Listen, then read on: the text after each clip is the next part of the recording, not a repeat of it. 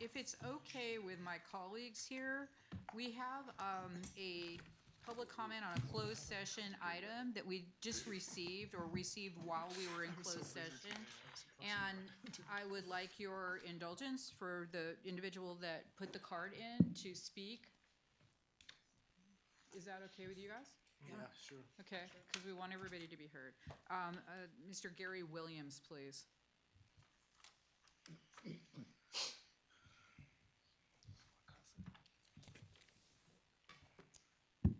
Thank you very much. Hi, everybody. Oops. As I break the It's pretty technology. hot. You can Okay. probably just speak. Yeah. My name is Gary Williams. I am a full-time faculty member at Crafton Hills College, teaching in the psychology department, and I'm also the historian for the academic senate at Crafton. I have to say I'm at a bit of a loss because the item I was speaking to has been changed significantly since it was posted on Monday.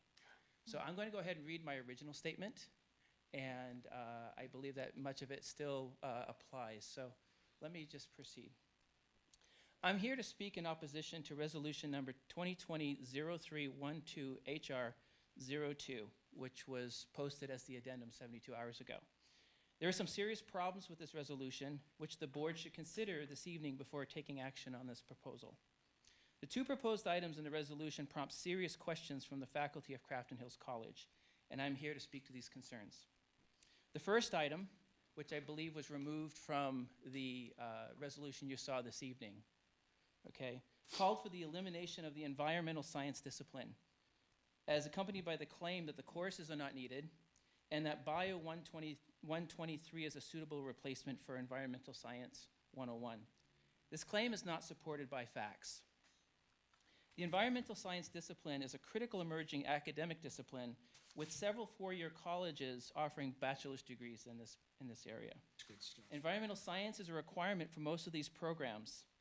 In fact, I have with me, I can't really show it to you, but basically, these are all of the four-year colleges in California, and you might be able to see the green. These are all programs that require environmental science as part of their transfer program. Yet our college acted to cancel 3 enrolled sections of Environmental Science 101 in the fall 2019 semester. For the current spring semester, the one section that was offered had a wait list of 17 students. My colleague, Professor Rich Hughes, pointed out to me that he has over a dozen students that seek to transfer to 4-year degrees in environmental science. And I quote, this is a direct quotation from him yesterday, "This course is absolutely necessary to complete the environmental science degree. I have over a dozen majors in environmental science that will go for the degree. Eliminating environmental science 101 will harm these students." The Bureau of Labor Statistics forecasts a robust growth in this area, 8% per year to 2028. It really casts doubt on the claim that environmental science is not important at Crafton Hills College. Okay, more to the point of the resolution you read this evening. The second problem with this proposal is that it has to do with the two actions outlined: the removal of the environmental science as a discipline combined with the removal of the STEM Pathways Coordinator position. There is no programmatic connection to these two actions, but there is a human connection. One tenured full-time professor with an impeccable record of service to the district and who possesses a distinguished background as a scientist. This Latina faculty member has done a splendid job building the STEM pathway at Crafton Hills College.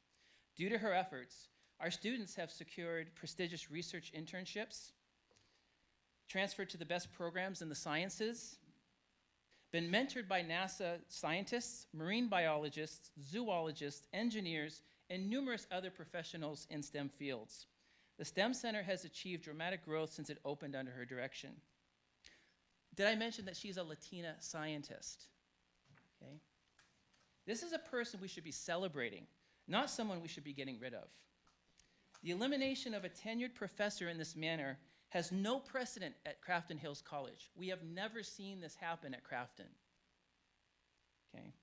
When this action is taken in accordance with the discontinuance of an academic discipline, serious legal, ethical, and accreditation standards are breached. In light of these serious issues, on behalf of the faculty at Crafton, I urge the board to vote down this damaging proposal or at the very least postpone action until the board has an opportunity to look further into these serious concerns. I fear that I'm too late with this message. And with that, I conclude my comments. Thank you, Thank Mr. you. Williams. Okay.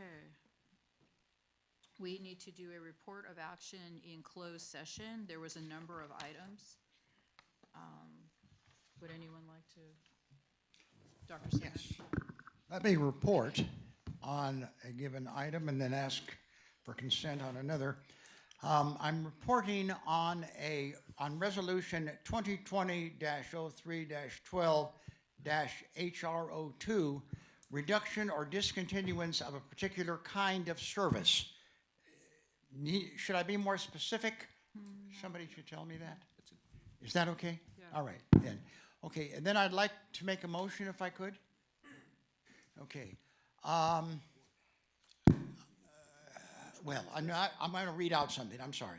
On March 12th, the board unanimously took action. For a motion? I'm sorry. Maybe I don't need a motion just to read out. That's what we're discussing. Which one is this? When they just finished reading, you need a motion and then a second and then a vote. For the one I just finished? Yes. Okay. Then I would move approval of my motion. Is there a second? I'm sorry, can you repeat the motion? Is it for approval Yes, of it this is to resolution? reduce or discontinue a particular kind of service. Oh, okay, I get it, yeah. I would move approval. Is there a second? He just moved it. Yeah, he just moved. Oh, Yes. so do we not need a second? Yes, you need a second. Do I call for the vote? Yes. Okay, I'm sorry. We don't normally do this. Yes, yes. Student trustee, your vote? No. Trustees? Aye. It appears to have passed. I beg your pardon? It appears to have passed. Okay. I'm sorry? I said it passed. Oh, I had? No, no. The vote. Oh, thank you very much. Passed. I appreciate. Okay, Yeah. I'd like to read out something, if I Yes, could, Madam please, Chair. thank you. On March 12th, the board unanimously took action to approve Resolution 2020-03-12-HR03 to non-reelect employee 28489, contract instructor, English at Crafton Hills College for the 2020-21 academic year, and to send notice to the employee. That's a readout. Thank you. I beg your pardon? Yes, the number of the employee is 28489. Trustee Longfield? On March 12th, 2020, today, the board, excuse me, I wasn't using the microphone. Today, the board unanimously took action to approve the release of 3 probationary employees. Employee number 30305, these are all probationary employees, 30329, and 30524. That's just a report. Trustee Reyes, did you have any Yes, I do. readouts? Yes, please. Yeah, the board unanimously took action to approve settlement workers' compensation claim 576017 with the employee number 29619. Yes, I'll second that motion. that was a readout. That's a readout. That's a readout. So just point of information, the first one that Dr. Singer did, was that the first item on the addendum, the It's lack of work? It's the second item. Because he said lack of work and lack of funds. It's the, it's I a thought it's particular the kinds of service. I'm sorry? It's particular kinds of service. That's, Yes, That's he the one said he read. particular types of service. I didn't know, I thought he said lack of work. No. No, he did not. So I just want to raise a point of information. So I would like to see the information regarding the reasons why the bioscience or the earth science, whatever it's called, is being eliminated. And I think, I'd just like to see the data or the justification that folks use. Sorry, go. But with all due respect, we're gonna vote to end it before getting the data? Well, I didn't understand what he read, and so the issue that I want to raise is, that wasn't what we were voting on. We were voting on the position, but I would like to see the data behind, it is a growth sector, and I would just like to see the data that the faculty is using to eliminate that specific But we've already discipline. We've already voted to. Yes, we voted on it. We I'd like voted to on see the the data. position. Yeah, we voted on the position, the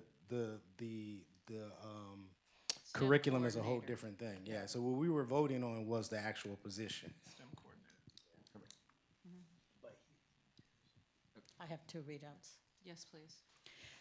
The board unanimously took action to approve settlement of workman's comp claim 523390 with employee number 24074.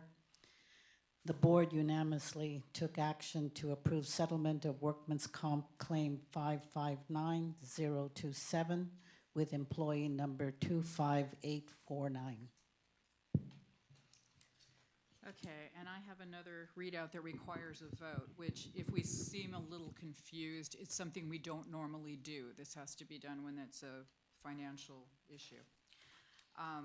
All right, so this is resolution number 2020-03-12-HR01, authorizing layoff due to lack of work and/or lack of funds, implementing Education Code Section 88017. Student trustees, how do you vote? Needing a motion. Oh, I need a motion. I'm a second. May I get a motion for that? I'll make a motion. Will someone second that motion? All right, student trustee, I abstain. trustees? It appears to have passed. Now, there were several of these. I need to sign them, the ones that required votes here, so if the other one could be sent in my direction. At some point, I will sign it and get it to Ms. Stacy. Okay, good.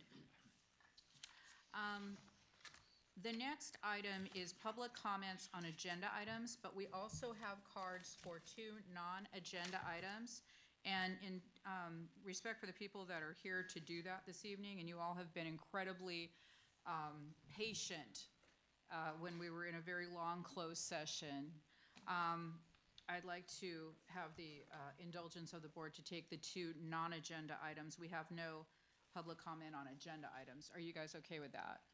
Yes. We don't, just need your okay. Okay. May I please call Carolyn Jordan Daniels?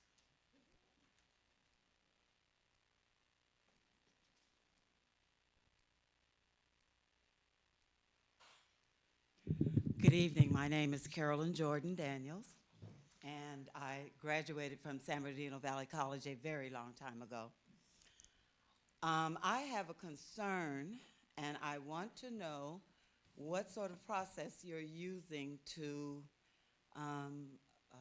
recruit a new chancellor for this district. And if you've already formed a committee, who's on it and why? How do we address this? Is that on the agenda? Okay. Go to the next one. All right. Well, Staff will go see her right now. okay, so staff will be speaking to you, ma'am. I'm going to mispronounce her name again. Kenesha. Kanisha. Okay. With Kanisha, I am going to get your name right at some point. So with full respect for your name, which I will someday get right, Ms. Kanisha Buffon, please. Hello, I'm Kenesha Buffon, and I'm here. I'm the Black Faculty and Staff President for the District Association, and I'm here to talk about our student success rates for our African American students. I spoke about it last month. I'm here to speak about it again. Our rates, to me, are an F. They fall below 60% in every area when we look at student success. And so when you look at our data, that is something that we should not be happy with. We have a model that we would like to pilot. We believe that this model could be fully integrated into guided pathways, and we would like to see there be some results and some action behind working to make sure all students are successful throughout this district. We have the Tumaini program. The Tumaini program is small, but it has proven to have good success rates for our students. And I think we need to make sure that it is funded and/or staffed. We need a designated staff person. And I think that we just have to keep pressing this issue because our students, like I said last month, deserve more and they deserve better. We should not be happy with getting an F. 58% is unacceptable. Success rate in any area. It is just not acceptable. We would be giving our students Fs, they would be on probation. I'm trying to figure out why our district is not on probation. So we don't want to fail our students. We want to make sure that each and every one of them are successful, and we are asking for resources. We have the tools. Please partner with us. I'm extending the invitation to partner with us so that we can make sure that our students are successful in every category that they are successful. Thank you. Thank you, ma'am. Felicia Oh. Jones, please. Oh, did you have something? No, I thought you Okay. had a question for me. Oh, no, no, no. Thank you. Felicia Jones, please.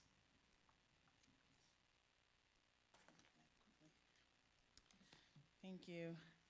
Good evening, members of the trustee. Felicia Jones, Associate Director with Congregations Organized for Prophetic Engagement. I am here tonight for a couple of reasons. One, I want to thank you for putting AB 705 implementation on the agenda. It is something we care about. We, like several other advocacy organizations across the state, including the Campaign for College Opportunity, help to design and to help pass this legislation. We think it's really important. It's a really important piece of legislation that is giving students access to complete their college level English and math to transfer sooner. So we're delighted to see that. We also saw in your report that there has been significant progress in terms of access to college level courses and also to greater success among students, and we think that that is helpful. But we also recognize that we're still in an improvement year and there's still a lot to learn. So we're asking that information be disaggregated by both school, by ethnicity, and by gender, race and gender. We know that when we pass this legislation, we hope that it would provide opportunities for Latinx and Black students to actually have access to transfer level courses. We cannot see that.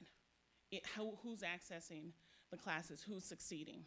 And I stand certainly in solidarity with Mrs. Buffong and her concerns about African American students' success rate and the work that still has to be done to make sure that we are adequately resourcing students and giving them the supports that they need. We know that when they have a co-requisite course, that they are 3 to 5 times more likely to be successful. We know that if when they have student supports, our students can be successful, but the institution needs to adequately resource the programs. We cannot expect success if we don't invest in success. And we know that there are programs that are designed to support students, and we know that there are models that are really working, and we want to make sure that we're doing that. So we want to kudos for the progress we're making, but there's so much more that can be done.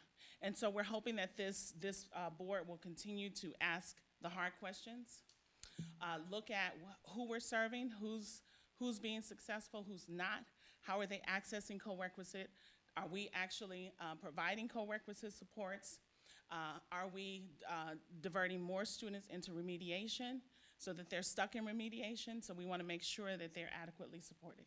So thank you again so much for a step in the right direction. We're asking for more. Thank you. Thank you, ma'am. Madam President, Yes. so we have AB 705 on the agenda tonight as an informational item, so it is an opportunity for us to discuss it. If there's specific questions, tonight is a chance to do it. It's an agenda item in here for us to talk about it. So I don't know if we want to wait until later to talk about it, or if folks have questions, or if you want to talk about it now, but it is on the agenda for us to discuss. Trustee Williams, if presidents will be talking about AB 705 as well as guided pathways, if you allow them to speak, at their time when they're on the agenda. Maybe that will answer some of the questions. So hang around, folks. Good. One additional, Alex, is it Avila? Okay. I am old and my eyes are bad, I'm so not wearing my glasses either. thank you. No, you're not old. Bless Not at you, all. sir. All right. Yeah, I'm Alex Avila. I'm a faculty member here and also at CSU, and I collaborate with other school districts as well.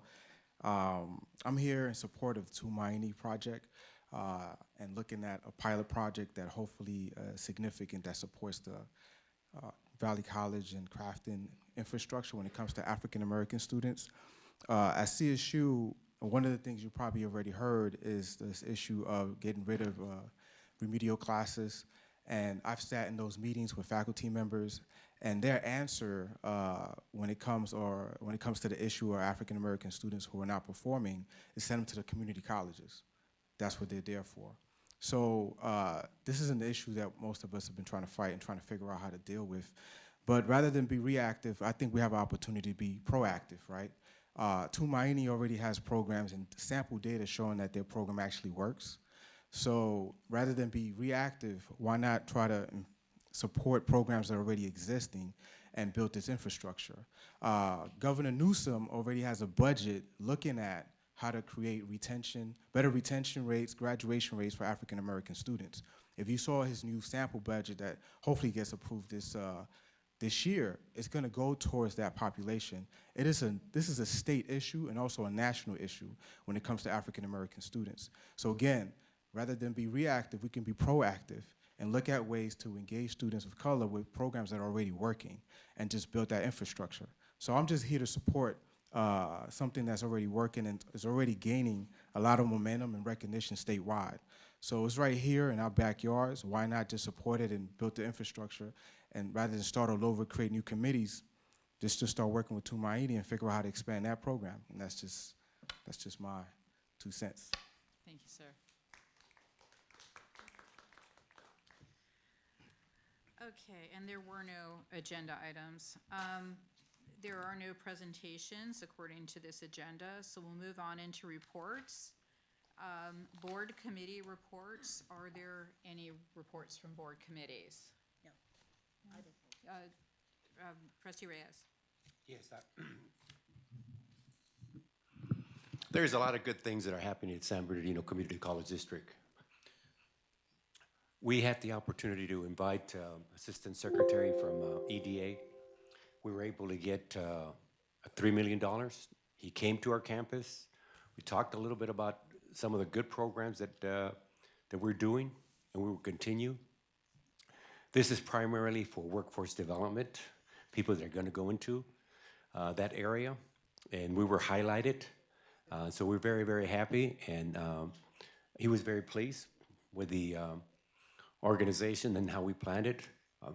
I want to thank Angel and his team. They did a very good job. I got some feedback from him. There were 2 colleges, universities that got grants from EDA, University of California, Riverside. We got one, and the airport. So this is, again, a workforce development, economic development. So I'm very, very pleased that we did that.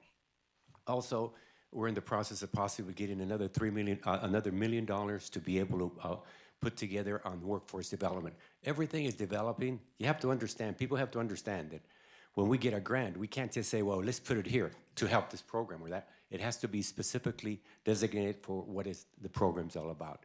So I'm proud to say that thanks to the leadership of Ann and the other board members and the faculty and the presidents, we're doing extremely well. I'm very proud. We're one of the leaders in the state of California. We will continue to do that. And we hopefully will begin to address all of the other issues that are really, really important. So that's my report. Thank you. Were there any other board reports? Okay. Okay, I understand that we are going to do a reread of some closed session items. Trustee Longo? Apparently, the language which are, excuse me, thank you very much. Pull it out there. Apparently, the language which we were given here needed to be amended. So I'm going to read it out again. Beg No, pardon? to read out. It's just a readout, but it has to include wording that wasn't on it the way it was originally given to us.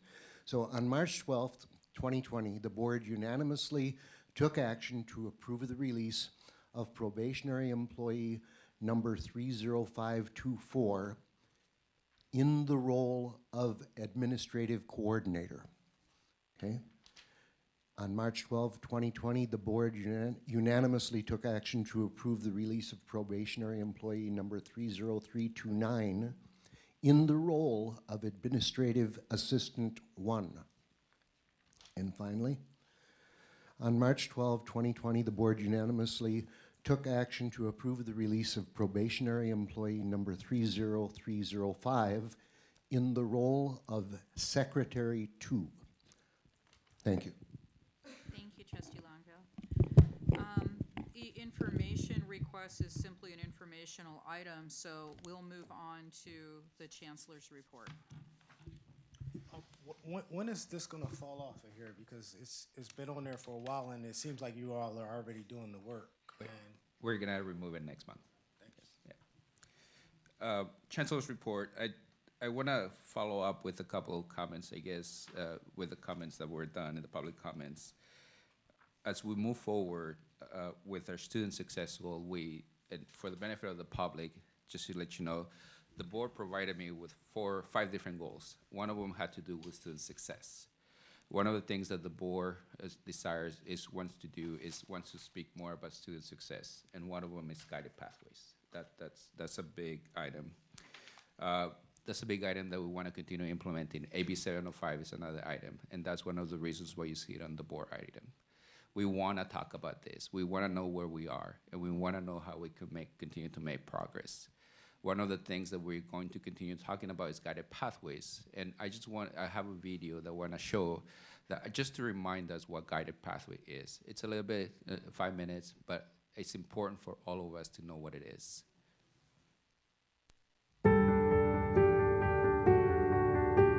My story begins, like so many classic tales, with our hero, me, in a green apron, scrawling a name on a cardboard cup. As I watch a well-dressed patron slurp up the equivalent value of my hourly wage, I think about my college degree. I've completed 98 units. That's more than what I need to graduate, but I'm still a semester short. And unless I switch my major to quantum mechanics and invent a time machine, my get a degree in 2 years plan is out of reach.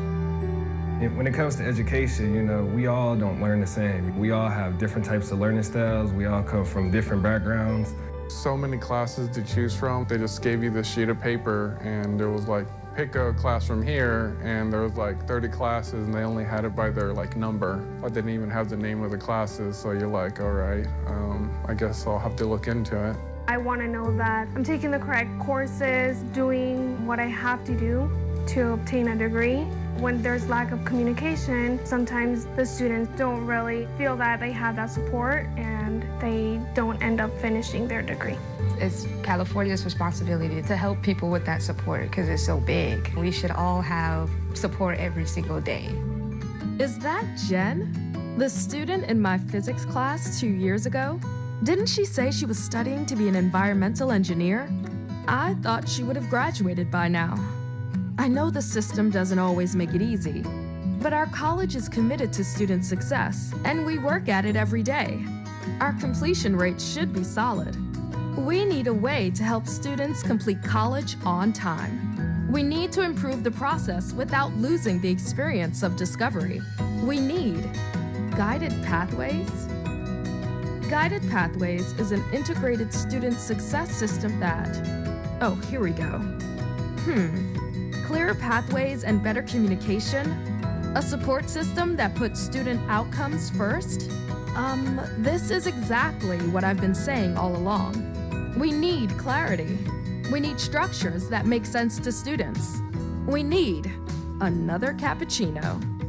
Guided Pathways provide an opportunity for the college to focus our many student success efforts into an integrated framework of student support. The Guided Pathways is going to allow us to look at all of the fields in a bit more detail and really try to tailor the support that is going to be more deliberate and more thoughtful. So I'm really excited about that. Yeah, and probably from a career tech ed field, it feels like we've been doing this type of thing, but now we get to integrate the sciences and the maths and the general ed areas that make it a logical progression for students. When you really take a hard look at the data, and if you're really willing to analyze yourself, it's really very sobering, to be honest. You have a moral imperative to change what it is that you're doing to help meet the needs of our students. It's not enough just to say the students couldn't handle it and they had to go elsewhere. To me, it's our responsibility to make sure that they can succeed.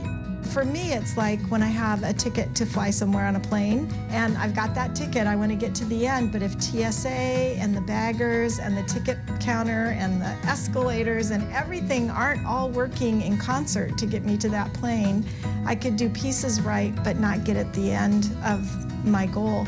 So that's what I think all of the people that are working on pathways across every different discipline and silo and work group, that's what they're going to be able to do. They're going to look from the student perspective and then help them make it to the end. This is something that we've needed for a long, long time. It's a new way of doing business. We've always expected students to be college ready, but now we really need to be student ready. We need to make sure that we are, in all of our practices, putting students at the forefront and not having that be an afterthought, as opposed to what's easiest for us or what's best for us. We are the pathway for the masses. We are the pathway for the future economy of California. And we need to figure out what it is that we need to do a better job of training our students so that they can achieve their dreams, so that they can go out and achieve their career aspirations and contribute to California's economies. Hey, so I'm back. Nope, not back behind the coffee counter, back in college. Do I seem a little more upbeat? Well, yeah, I've got a clearer path to a college degree. I found the classes I need to graduate, and I can track my progress the entire way. Soon I'll have a degree and a career and a house. For now, I have class with my favorite professor. When they come into college, in a guided pathways college, they're now focused more within a program, a major or a meta major. So immediately the student finds community. Rather than wandering, taking classes here and there, they're surrounded by a community of faculty within that area of interest. It is not for the faint-of-hearted, but we are having brave and courageous conversations. Together we are locking arms and we're making students at the absolute center of everything that it is that we are doing and the main purpose for the reason for change. So it's not about us individually or collectively, it's about our students, and it makes the decisions ultimately very easy to make. I took my current role as dean because one of my friends, a faculty member from Cabrillo, said, I think this is the one thing I want to end my career on because I think it's really going to make a change for our students. And that's pretty much what I think too.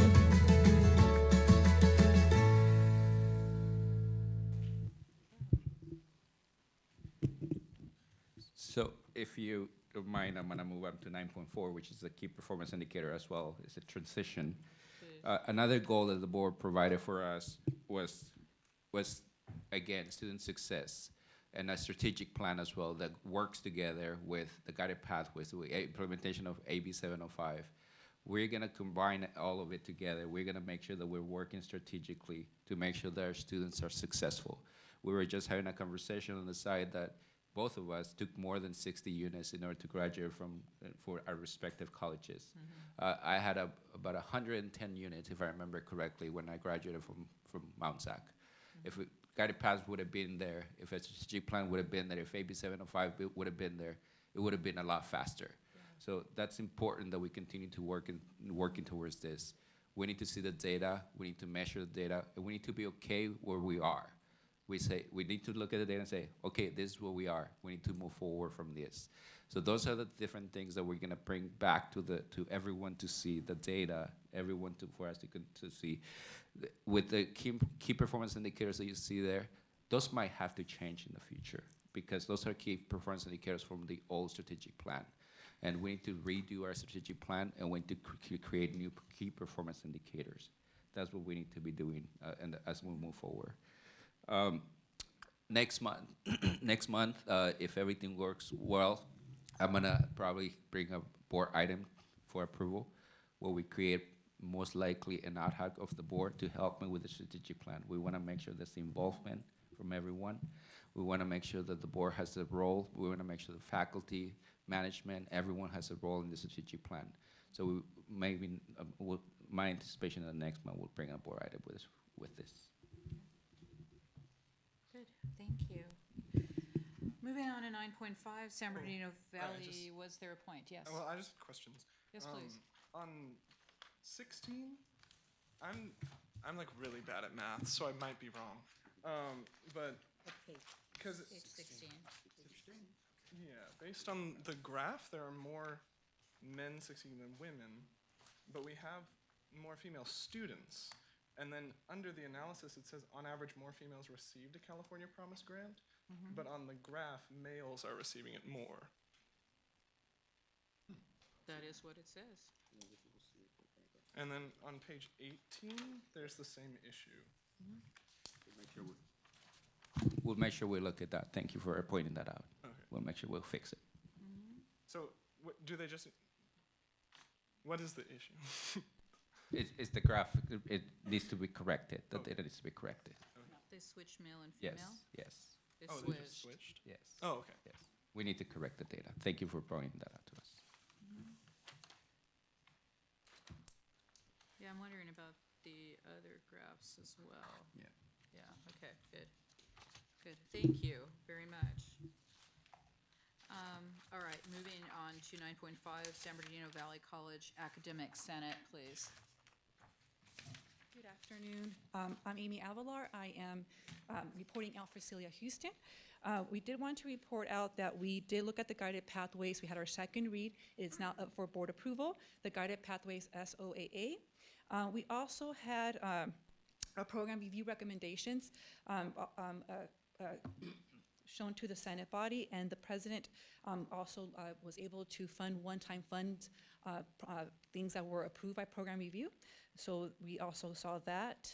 The other thing, but it was changed in the addendum, but the earlier version of the addendum where we had courses being deleted by administrative bodies, that seems to be against the protocols that are in place.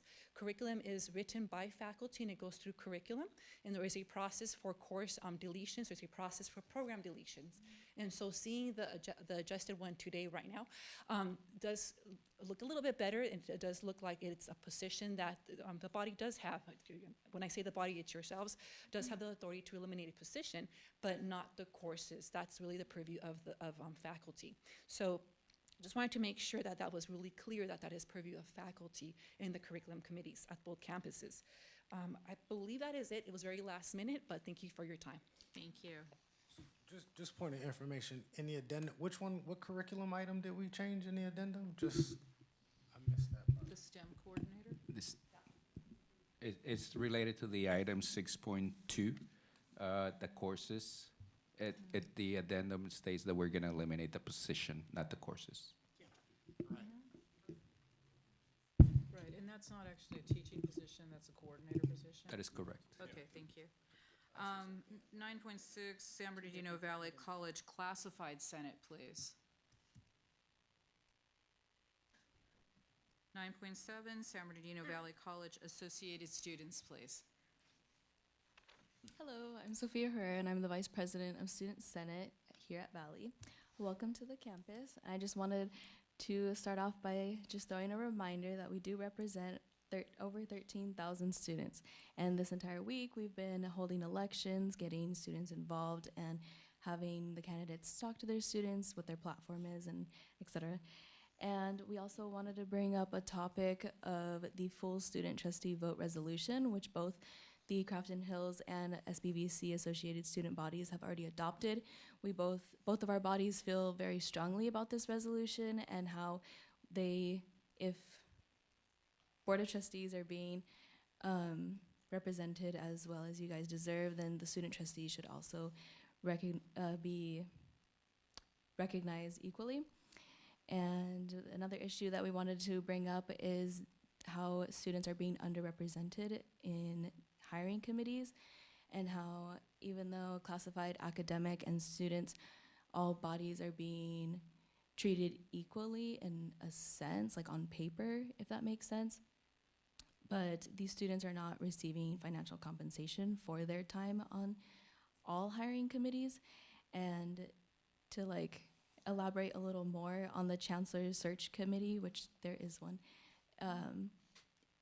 there are only 2 students on this committee. And for me, that's really, really frustrating because that is putting a lot of pressure. And I'm not saying that these 2 students can't handle that pressure, but that's 27,000 students that are in the district, and only 2 out of 27 will that suffice? To me, it doesn't. So I will leave it at that, and I urge the board to actively listen to these comments about how our students need to be on more of these hiring committees, and let it be known that they have an opportunity. Like, it's amazing to be able to be on these committees, you know, and it serves as great bridges to wherever they may transfer. And I just think that something needs to be changed about this, and that's all. Thank you. Thank you. 9.8, Crafton Hills College Academic Senate, please.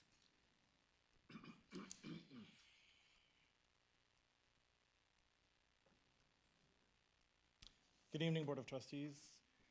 First of all, I'd like to say thank you to Valley College for hosting this board meeting. I really always love having a reason to come here. Your campus is beautiful. Your students, your staff, faculty, and administration are amazing, so thank you. Our student, I have a few things I'd like to report on. First, our student representative offered a resolution. I would appreciate it if the board would listen to the student voice and bring this resolution forward for a reading. Our Senate will be voting in approval of supporting it at our very next meeting. But I'm mostly here to speak about one of the resolutions that was voted on in closed session. And I will admit up front that I'm very confused. I have a board book, I have this agenda, and I have this agenda, and I don't know which one's which.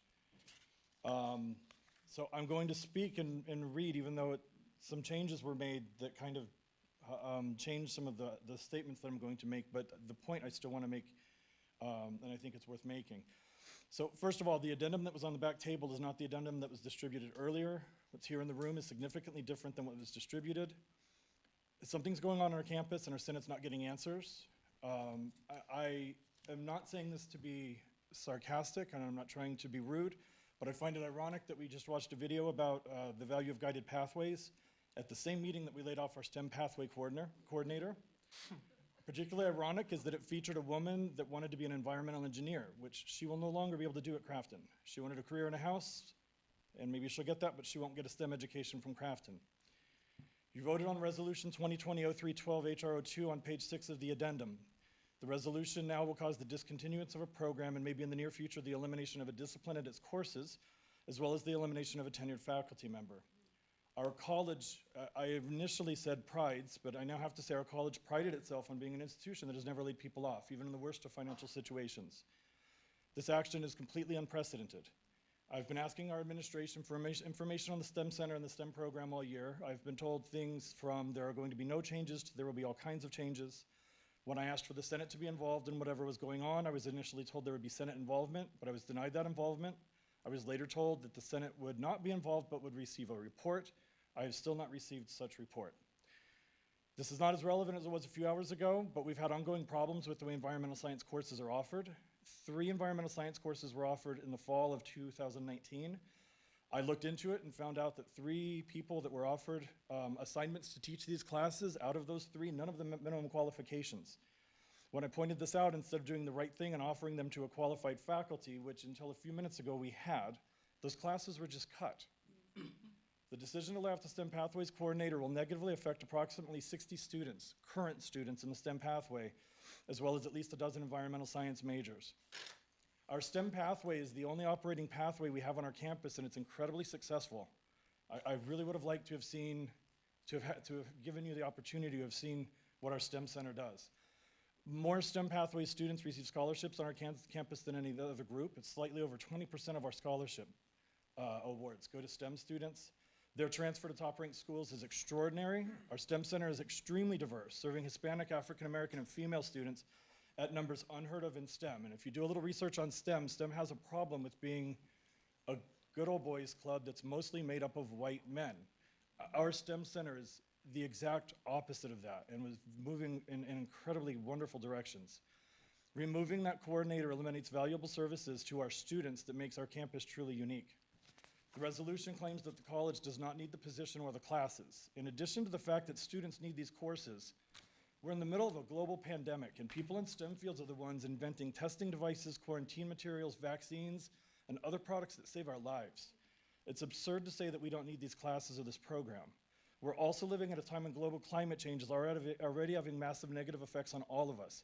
Cutting environmental science classes, if this does come back, is short-sighted and naive and fails to serve our community both locally and globally. All of the work to remove a discipline courses in a program should have gone through a discontinuance process, which we have, a process that Ed Code 78016 and Title V Section 51022A required us to develop. We developed this process in 2018 following Board Policy 4020. This resolution has bypassed all parts of this process. The discontinuance process involves steps like the Academic Senate having an ad hoc committee, data gathering, and I'm really glad that you asked for that data. I really appreciate that. And I'm not speaking sarcastically. That data is something we should have been gathering before this ever came to a meeting. A discontinuance report should have been formed. There's supposed to be an open public forum. There's supposed to be support from the Academic Senate and a recommendation from the Academic Senate President, and none of those things occurred. What's happening tonight is unprecedented and has occurred without transparency. This resolution was not on the original board agenda. It was released in an addendum that was distributed exactly 72 hours to the minute before this meeting, barely in compliance with Brown Act, and since then has been changed. There was no proper process involved, and the information in this resolution is inaccurate. Shutting down STEM and environmental science is a bad move for our students, our college, and our community. The action is not based on research or common sense. It appears to be simply targeting a particular faculty member. The removal of a tenured faculty member has many other faculty on our campus terrified. I am not afraid to speak to you. I never have been. I perform publicly as a musician. I speak to students all the time. If you can't see it, I'm trembling. I'm terrified to be saying this to you right now. Like many of my colleagues, I no longer trust in the security of my tenure. If someone doesn't like me, wants to retaliate against me, or is annoyed at me for doing something like speaking to the board and wants me gone, all they have to do is cut my discipline or my program and lay me off. This sets an extremely dangerous precedent that puts all of our programs, our disciplines, and our faculty at risk, and the most important thing, which in the end will hurt our students more than anyone else. Thank you for your time. Thank you. 9.9, Crafton Hills College Classified Senate, please. Hello, good evening. I'm Brandis Mello. I'm the Classified Senate President over at Crafton Hills College. I do have a couple of announcements to make. We are going to be having more classified representation on our committees on campus as well as through district, thanks to President Haran, mainly because the managers are actually pushing for classified to be a part of the committees. On the opposite spectrum, we are doing a classified retreat at the beginning of the fall semester before it begins. I apologize, before it begins. We will be there, trust me.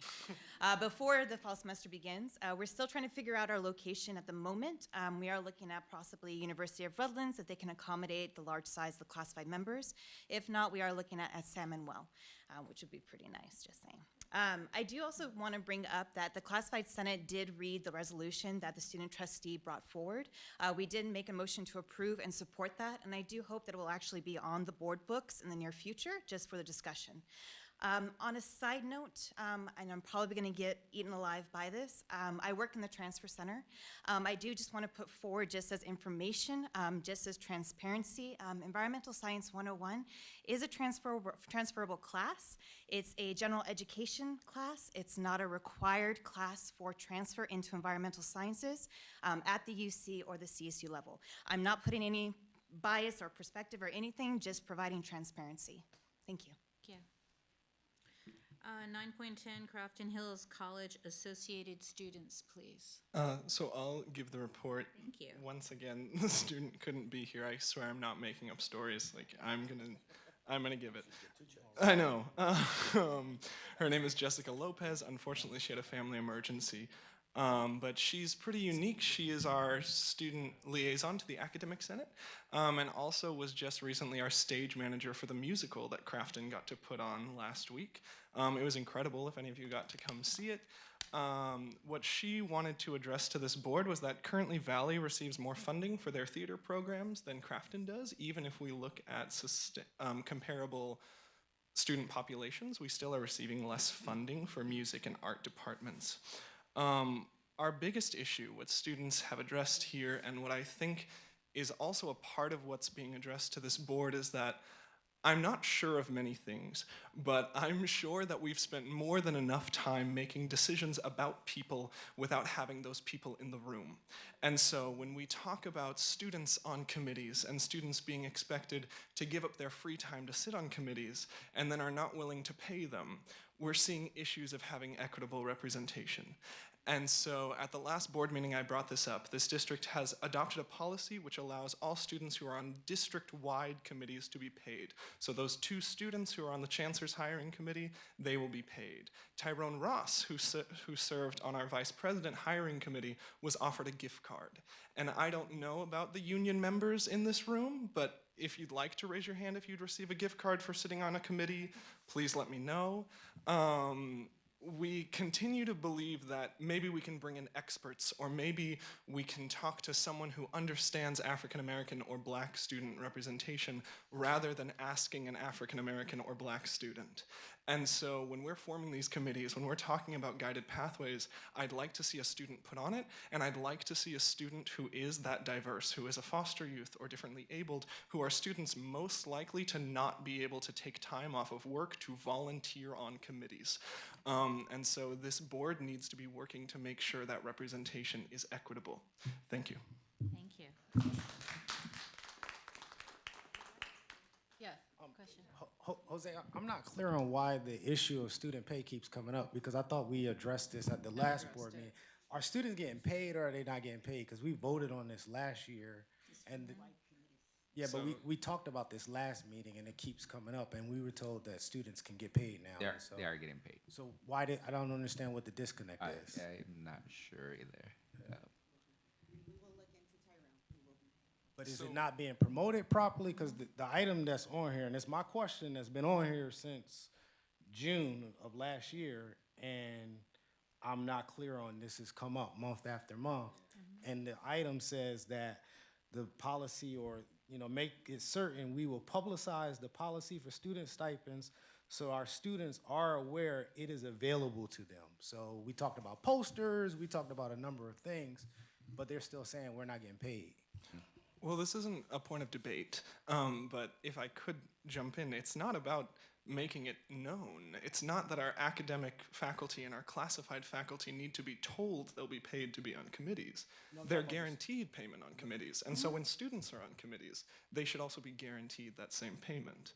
And so district committees currently are paying students.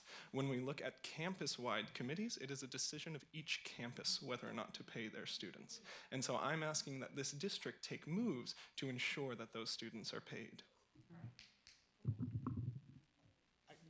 I'm not understanding, because the policy says district-wide. That's what this thing says here. So I don't understand. Like, the campuses are part of the district.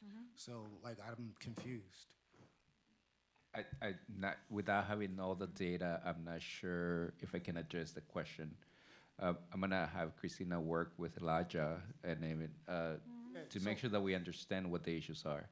Yeah, what's the issues as you guys see it? Because the campuses are part of the district, and I'm asking the presidents, Kevin, the campuses, do you have a separate policy from the district, or like, because this is the third month this has come up, and I don't know why we haven't just either said, yeah, students can get paid, or no, it's inappropriate to pay students. So what is the issue?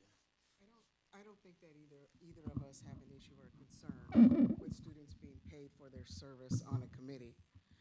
From what and yes, it was a district-wide resolution policy, and yes, we're part of the district, so I don't think that should be problematic. If I don't know this for a fact, but if I had to guess, I would say that there is probably a breakdown in the process on how that happens, how it's reported to HR, right? At that point, does the student become an employee of the college, and therefore that's how we pay them for service? So those types of things, I think, hopefully can be easily worked out, but I would agree with Elijah and others, there should not be an issue of students receiving payment for their service on committees. So who's responsible for solving this? Because we talked about using federal work study. And the only reason why I keep pressing y'all, because we keep talking about it and we keep talking about it. And Like, Well, just, we approved it. yeah, let's We approved prioritize, it, yeah. but it's not happening, so. Yeah, I am reviewing the process, as President Rodriguez stated. There was an issue with how we pay, because paying through payroll isn't an option. So we are working with our finance department on making sure that we can do the payment for all service that is done on the behalf of the district. But is that clear? Because then when they get to the campus, then they think they're somewhere else, A hiring committee is on the behalf of the district, whether it's at the campus or not. whether it's a campus level position or the chancellor search. I will look into it, and we are developing the process and making sure that we can pay them through a source. We can't do it through payroll. But can we just get a timeline to be done and not talk about it and just make sure that because it's been since June and. I recognize, I will have it done as soon as possible. They told us that last meeting. I know. And so I'm sitting here again, and I got all of these students looking at us, and they're like, "Hey, we're not getting paid, but all of y'all is getting paid." So, and it's not cool to keep like us waiting on it. I will have an update at next month's board meeting. Trustee Longville, you had your hand up. Well, initially, I was thinking, excuse me, thank you, Jose. Initially, I had been thinking that since we have a special meeting coming up next week, that perhaps we could discuss this then, but it really sounds to me as if there is no disagreement on the board, or at least expressed by anyone on staff, in that the problem appears to be a technical problem, and being particularly appreciative of the changes that have been going on in human resources under our current leadership. I am not going to try and chew out anybody at HR because they've been doing some great stuff, but there appears to be some problem here which I will look forward to the report at our next regular board meeting and hope that everyone can just understand, that everyone who's been listening to this discussion can understand that whatever the problem is, we are as frustrated as anyone that it doesn't seem to have been worked out, and we're very anxious to see it worked out. And I think you're going to see a whole bunch of unhappy board members at the next meeting if we don't have an answer that says the problem's been solved. Yeah, and to be clear, my comments is not a judgment of your performance. You've been great. I'm just interested in the end outcome. So, it's come up multiple times. And so when I make comments like that, I'm not evaluating staff. I just want it to not come up anymore. Good, because it's not our job to evaluate staff. Thank you. Yeah, I think that we've talked about this before, but for another step that when students go to conferences, I also made the recommendation, and we all approved it, that you should get paid in advance. Sometimes students had the opportunity to take Elijah with me to Washington, D.C., and I was a little bit embarrassed that he didn't have any money because he didn't have the upfront money. So I think that Jose is working on that, and that's going to be very important for our students, because a lot of times our students cannot have $500 or $400 upfront to take care of other things. So students should be made aware of that. All our board members, administrators are very sensitive to that, and we're going to take care of that. So we have taken positive steps to be able to address not only the getting paid in part of the committee, but also when you travel and you go on a conference, you should be in advance, so you don't have to wait until after, because sometimes we have to wait until we come back from the conference, and sometimes it's like $2,000. That's a lot. So anyway, be assured that the students, and we're trying to do everything we can to address those two important issues, getting paid, and also if you go to conferences, you should be have money up front. Well, Trustee Reyes, I don't know where you're spending $2,000 at a conference. I want to hang out with him. Yeah, because I think I get to buy a coffee. No, but there's been some conferences where you can spend $5,000, but Yeah, that's true. Anyway, We will look into it. We will get the process handled. It'll be good. It's all voted on. Nobody's waiting on us for this. Item 9.11, CSEA, do you have a report this evening, sir? I would be surprised if you did not. You probably would be surprised if I did not. I would. It's always good. So obviously, I'm back.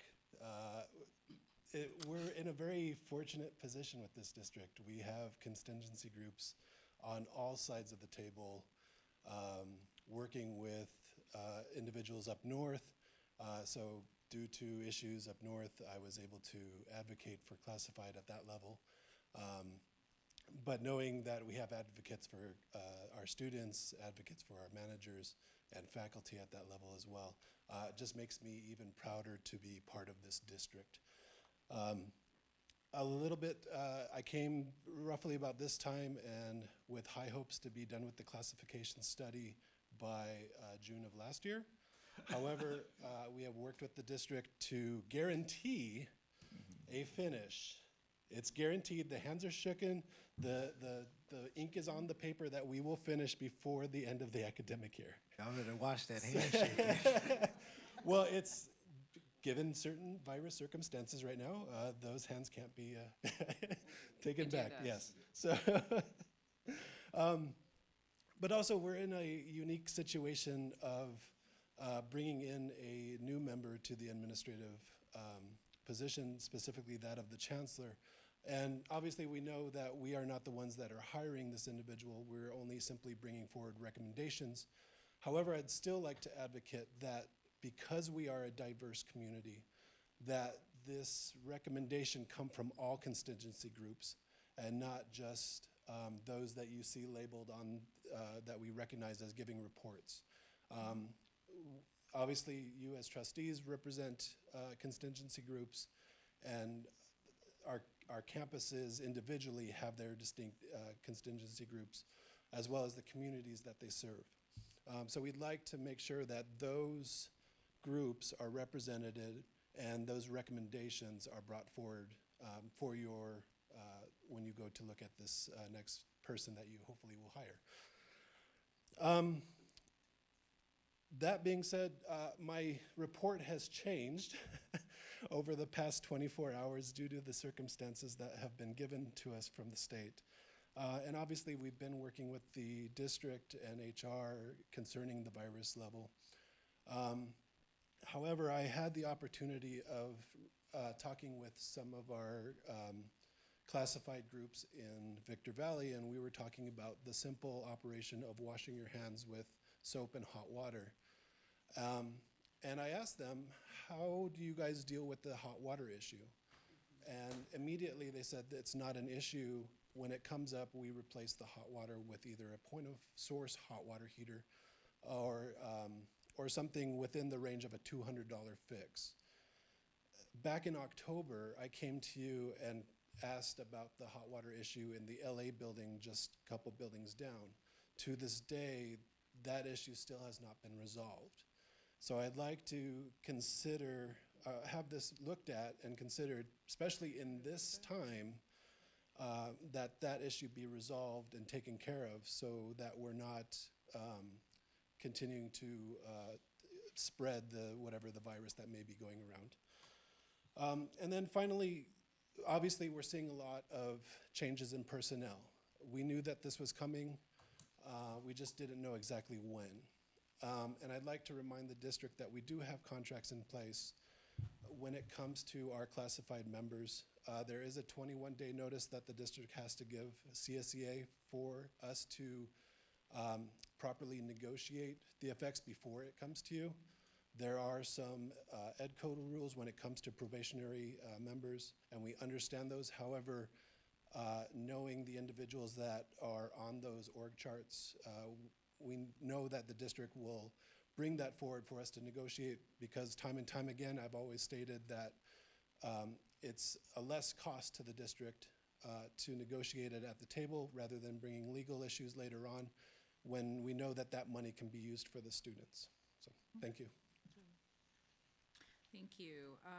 9.12 CTA, please. Good evening. It's good to see everyone again. I'm glad the rain has been kind of nice. I've enjoyed it. So, but anyway, it's been a week, that's for sure.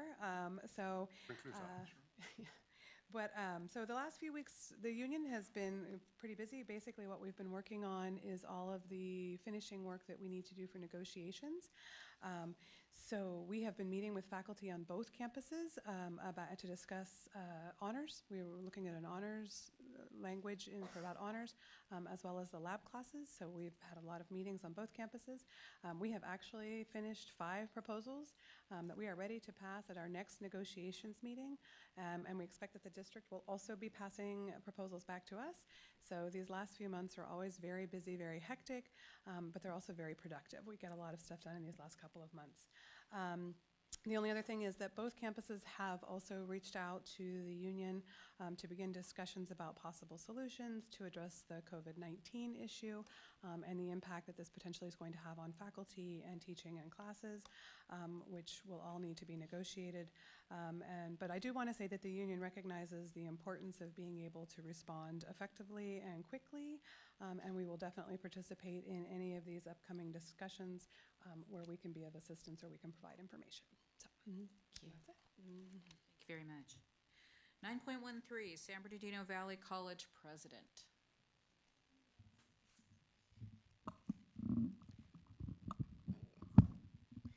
Well, thank you for being here and welcome to Valley College. We ordered up the sunshine, but that didn't come, so better next time. Just a couple of words about AB 705 and the document that you'll see in the board book. We're pretty excited about the number of students that we have increased into our transfer level courses.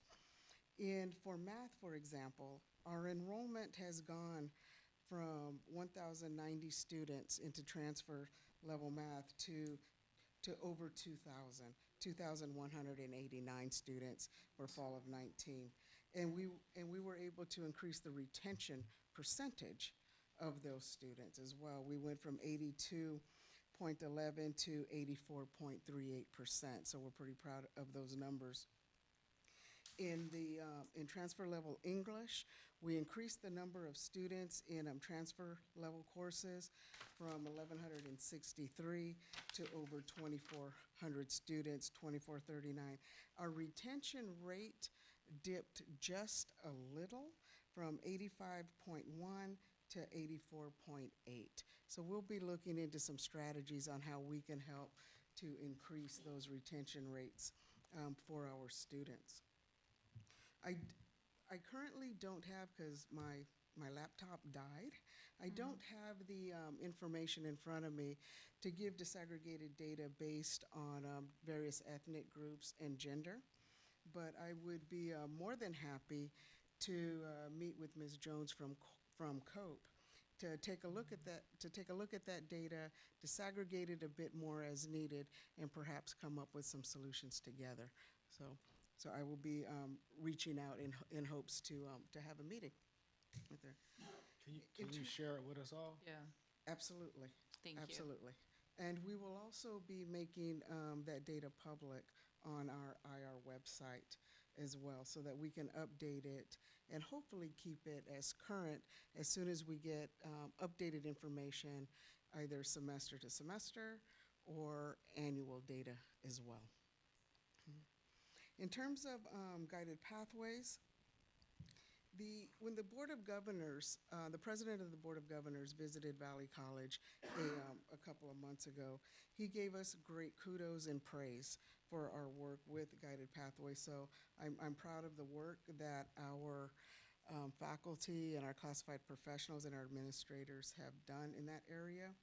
The specific kudos that he mentioned was for our collaborative process and involving the entire college in these discussions. And he also mentioned that we were ahead in our work of many of those within the region. So I'm happy for our group. Ty Simpson, one of our faculty members, sits on the statewide committee for guided pathways and is extremely active. In fact, today she was scheduled to lead 3/4 of the conversations at the statewide level, right, before they canceled. Before they canceled the meetings. Yeah. But still very proud of her work and the team. Matt Robles is also a lead, and also Professor Reggie Matu, doing phenomenal work in that area.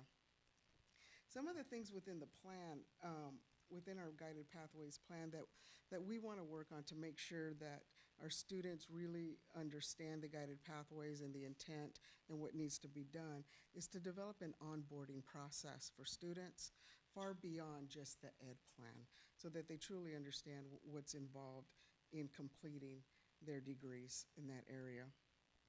We've been in conversations with our K-12 districts.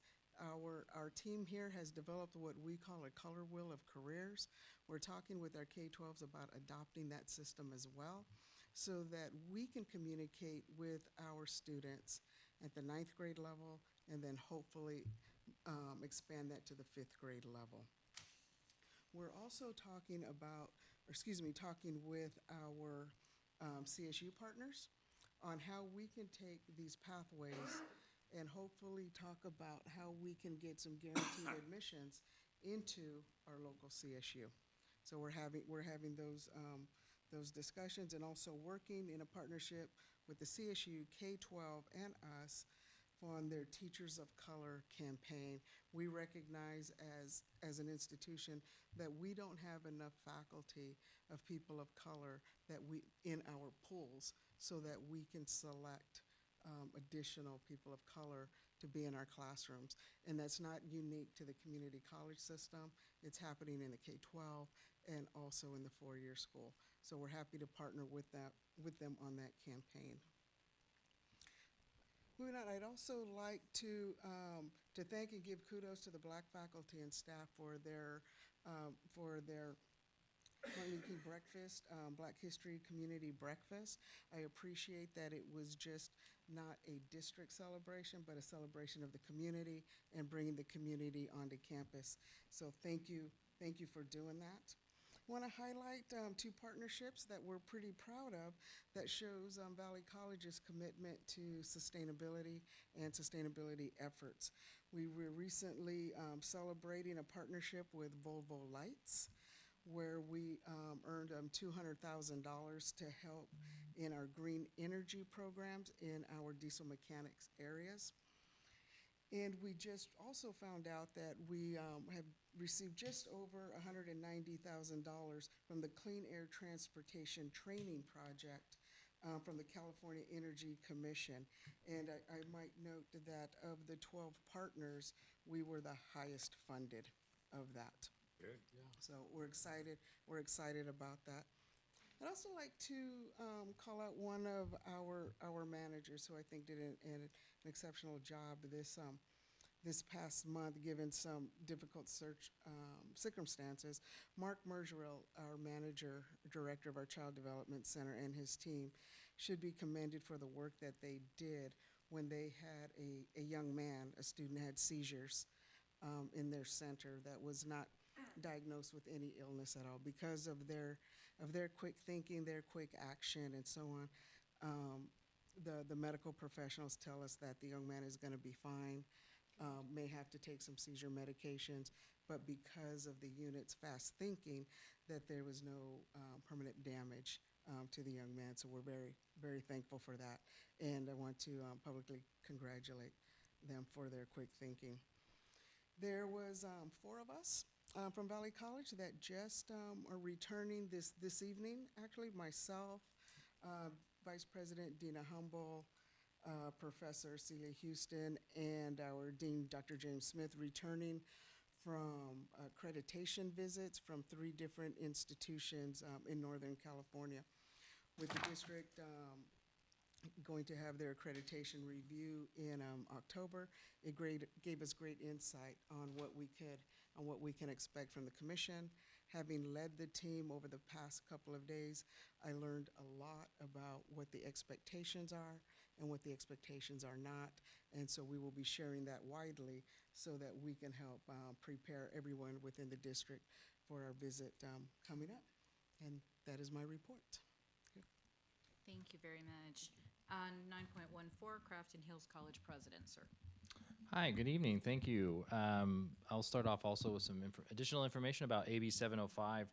I first really want to give praise and thanks to all of the faculty in both of our math and English departments for the significant work they have done to rewrite curriculum, develop new delivery methods and pedagogy around becoming AB 705 compliant. It's no small feat, and they've done a tremendous job with it.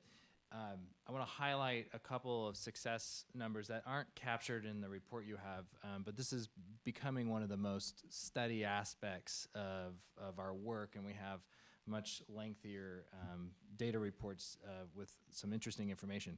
So for Crafton Hills College in math, we've completed 1 full year of being actually compliant with AB 705. In English, this fall semester was our first semester. And I highlight that because in English, we saw a 31% increase in the number of students earning a C or better grade in college level English due to the new pedagogy and the coursework that's being offered. In math, it's a little bit more dramatic. We experienced in the first semester, which was the comparison from fall 17 to fall 18, which was the first semester we were using AB 705 standards, we had an 87% increase in the number of students earning a successful grade in college level math. We went from 483 students to 901 students, which is a tremendous, tremendous growth. Within that, and I appreciate the comments made earlier during open comment, one of the things that our faculty are focused on is closing the disproportional impact that's outlined in our student equity plan. And it is tragic that we have an African American population that is performing way lower than other student populations. In this math data, though, we're making some significant strides. We have a lot more work to do, but we're making some positive progress. For example, in fall of 18, we had 36, there was a, sorry, I'm gonna mess this data up. We had a disproportionate impact rate with African American students of 36% compared to other student populations. We closed that gap by 16 percentage points in 1 semester. We have tremendous more work to do. We went from 36% to 51%. It needs to go much higher, but in 1 semester, given the new curriculum that's being offered, it is a great sign that what's being offered is working. It just needs to be enhanced and built upon. For our guided pathways work, I wanted to introduce a couple people that are in the room tonight. We have Sabrina Jimenez, who's one of our full-time faculty. She is our lead guided wave Sabrina. She's our lead Guided Pathways faculty member on our Guided Pathways Task Force. And sitting to her left is Dr. Gio Sosa. He is our Dean of Institutional Effectiveness and Research, and he's been a great resource for the Guided Pathways group. And under the guidance and work of our 2 vice presidents, Dr. Keith Wirtz and Dr. Delmy Montenegro Spencer, they are making tremendous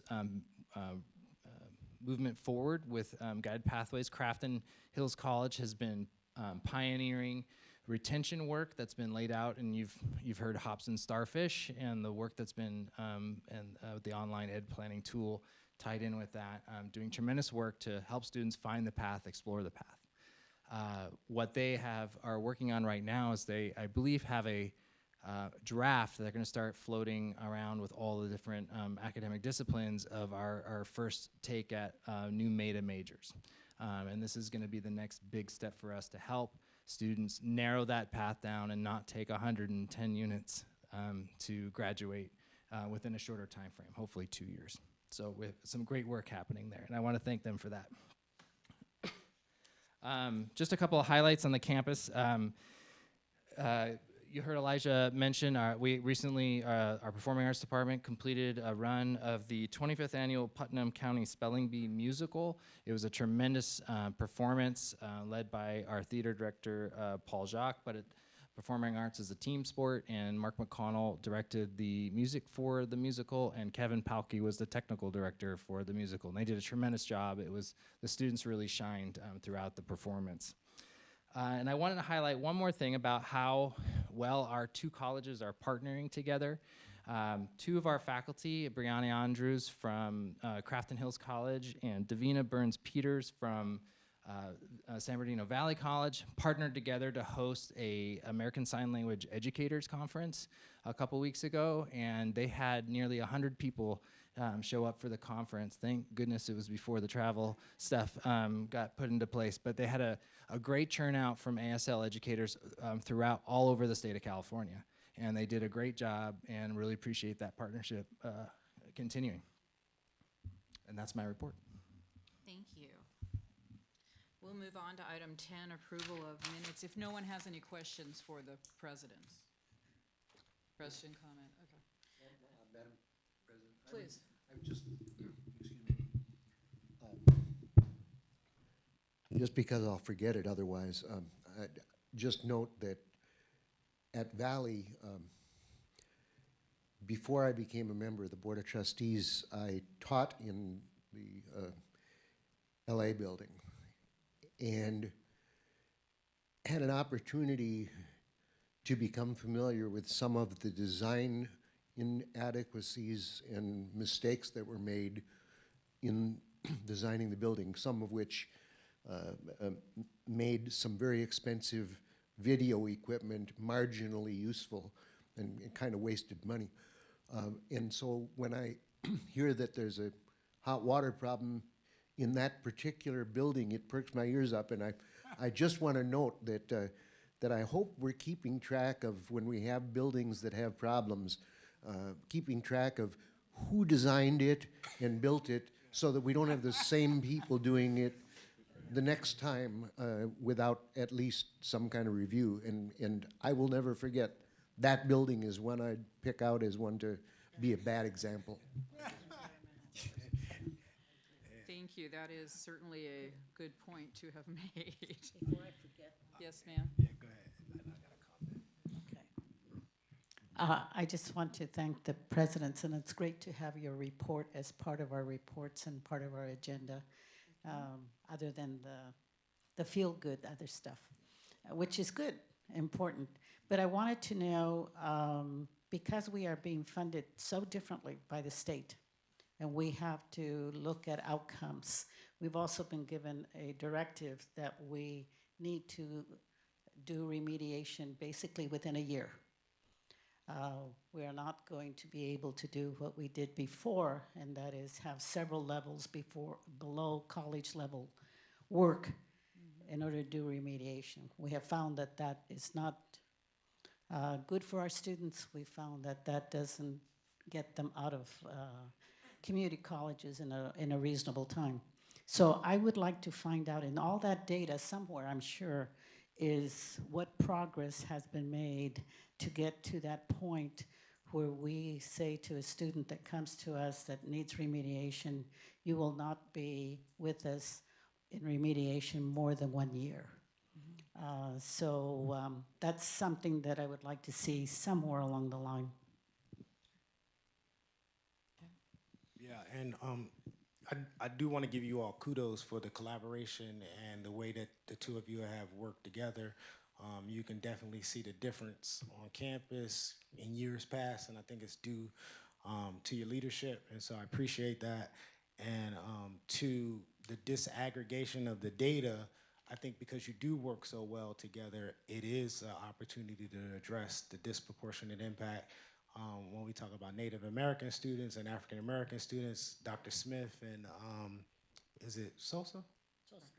Yeah, year after year when they come and present those equity reports, specifically with African American males in math, the numbers are so small. I think it's like 60 of them. It's so small amount of students that we can actually talk to each one of them and figure out what they need to address it. And so I really would like to see us partnering across and looking at if Tumaini could be scaled across the district, or what specific programs would really, address the needs. And, those programs serve all students, but, we know if you help the students that are at the bottom, then it does have an impact on students who are performing better than others. And so when we get to guided pathways, I'd like to talk more about like what some solutions and what do you guys need from the board in order to make this stuff happen? Because we haven't really had the campuses work together like they're currently doing. So yeah. Okay, thank you. I agree. Okay, let's move on to the approval of minutes. Can we take them all as one item? So moved. Second. There's just a point of order. On 20 and 21, student trustees are not included at all. 20 and 21, I'm sorry. What are you? Is not noted.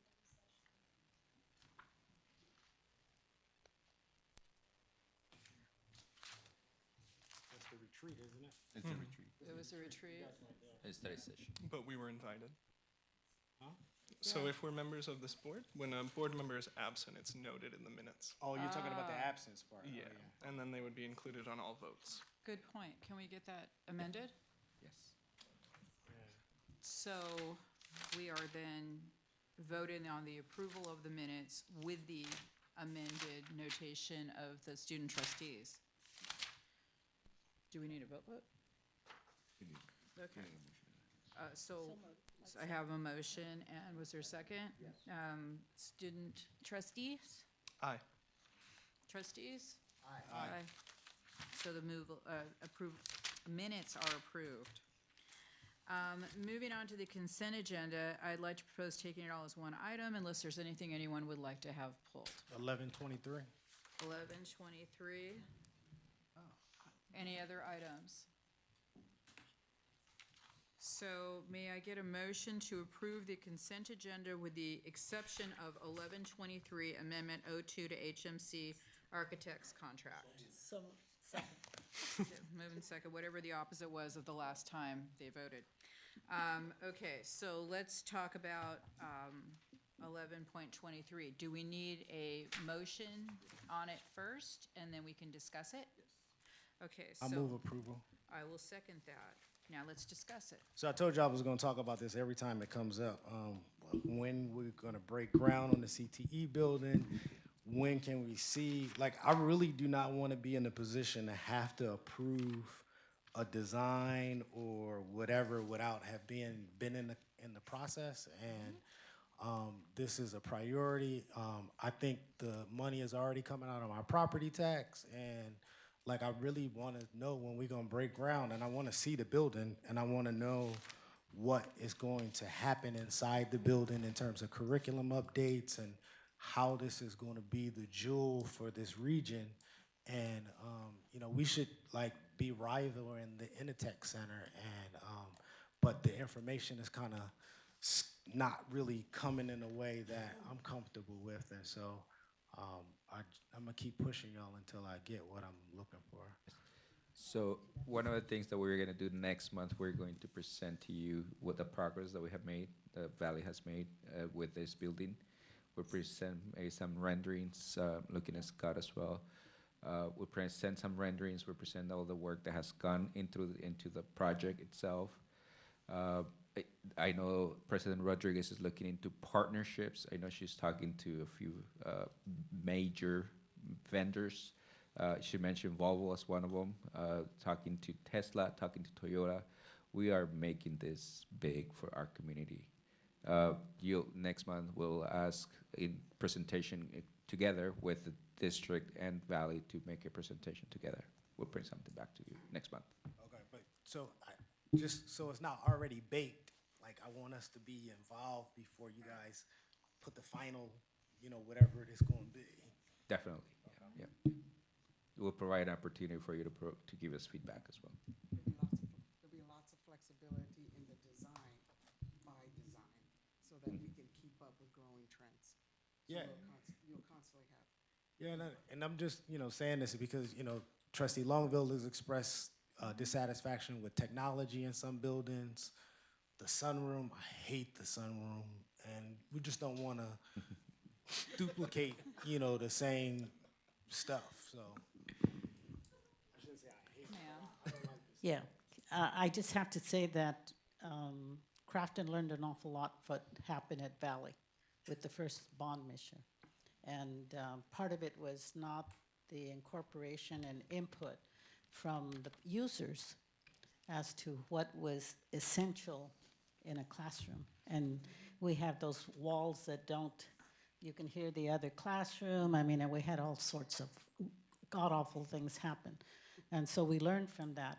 So the architects and the people who do the, you know, need to do the rendering, need to, and I think it's absolutely essential that the faculty and the students and the staff that are going to be using the facility have an opportunity to have input and to say, this is what we need. No, you can't do it that way. And also to keep the campus advised when you, because the architects will give you an absolutely gorgeous rendering. However, the people who have to put it together have input and they will say, no, you can't do it. And then you have a situation where the campus thinks that they're going to get the rendering, right? And they're not, may not afford that. They may have to make some adjustments, but the communication hasn't been there all the way along. And so it's very difficult to say, well, I thought I was going to have a private bathroom in the president's office. Well, that didn't happen. But because you couldn't afford it. You couldn't afford it. So anyway, just past experience. Please do not let those architects build something that is not functional and yet at the same time isn't beautiful to look at. Frank, you're raising your hand, but I think he's offering the $2,000 that he spent at the conference towards the president's bathroom. I'll gladly give you back my 2,000 if you guys give us our $30 million back. There you go. Does that make sense? What was your point, sir? What I wanted to, Sorry. what I wanted to say is that I thought we were going to go visit a campus, President Rodriguez, in regards to the way they built the top facility, which I think it may still be an opportunity to do that. I know that we're cutting back on the travel, but I think it's worth looking at. We were going to go to Utah or somewhere to see one of their top colleges that is doing that. Tennessee. So it might be a good opportunity for us to do that, you know, just to get some ideas, so we can get the top information. Because I mean, I think that Gloria and I have been here for a long, long time at Valley College, and we can remember that buildings were built, and we could hear, like she was saying, some people on the other side, and it was really unprofessional to do that. So let's mix. And then we were going to do a 3-dimensional rendering, so that we can invite. Perhaps even the community, so that they can get excited. Joseph, it goes back to answering your questions. That we need to get people motivated, that the community is part of this as well. So we have a ribbon cutting prior to that. And then you do a good job in going and picking up papers and all that. So now this is a good time for them to say, this is what we're going to do. And they take ownership of that. And then you get a greater emphasis and enthusiasm, not only for our students, but for our community. So I recommend that that we do that. And I won't take back my $35 million. It's just all right. Did you have a point, President Rodriguez, that you'd like to make, or a summative statement? Thank you. First off, I'd really appreciate and enjoy the input that the board has provided for the new CTE building. It truly is very much appreciated. With Dr. Houston's connections, so to speak, we were invited to go to Tennessee and Utah to visit 3 different facilities with the travel ban and so on, and we want to honor those policies that have been put in place within our district. Our Vice President of Instruction, Dr. Dina Humble, along with the faculty within CTE and and also with Dr. Scott Stark, or Mr. Scott Stark, have been arranging to do what we're going to call virtual tours of those buildings. So that way we can still see, we can still have conversations We're working with those institutions right now to see how we might be able to put that in place, and we'll certainly get the date out to folks, whoever wants to join us for those conversations. I also want to thank Trustee Williams for making a connection for the college and the district with Toyota. We had a very good conversation with them. We're waiting for some follow-up conversations. No promises have been made, but they're very excited about what we have to offer and what we've been doing in our space. So thank you all. Appreciate it. Thank you. Okay, so we have a motion and a second for item 1123 under the consent agenda, Amendment 02 to HMC Architects contract. Student trustee, how do you vote, sir? So this is for the full consent agenda, including 11.2? No, we've already voted in the full consent agenda. This is just the one pulled item. Yes, sir. Okay. Well, I'm not, wait, Stacy, are you sure? Did we take a vote on the consent agenda?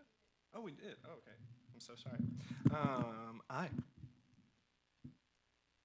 He said Oh, aye. okay, okay. Yeah. I'm sorry, it's so not often that one uses the word I unless one is on a ship or something. Yeah, thank you. Trustees? Aye. Thank you. Aye, Captain. All right, so that also passes. Moving on to the action agenda. First item is 12.1, public hearing and acknowledgement of initial proposals to negotiate successor agreement between SBCCD and CSEA Chapter 291. May I have a motion to approve this? We gotta open the hearing. You have to open it. I have to, what, do what? Open the hearing. Oh, you are absolutely correct. This is my first hearing opening, so we'll share this moment together. Let me open the hearing, the public hearing, and acknowledge this initial proposals. And what would be my next step in this? Are there any public comments? Are there any public comments? Hearing none, close it. Hearing none, I am closing the hearing.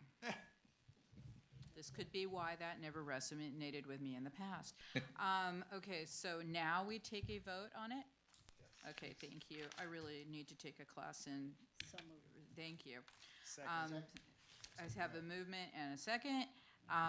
Student trustee, how do you vote? Aye. Trustees? Aye.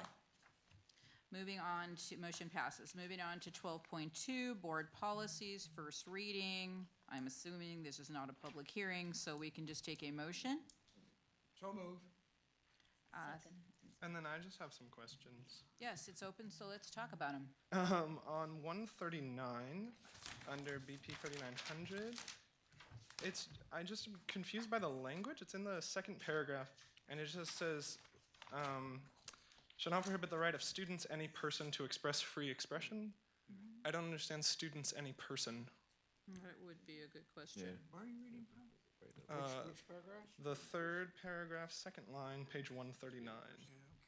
It should just be any person, right? Or Just so, any person, which would include students and non-students, other stakeholders. Yeah. And then, so recently, because of my experience working with a musical and getting to meet all of our diverse students, I realized an issue of gendering language. So when we look at 141 and when we look at 165, are his or her own he, she, may lodge a written objection.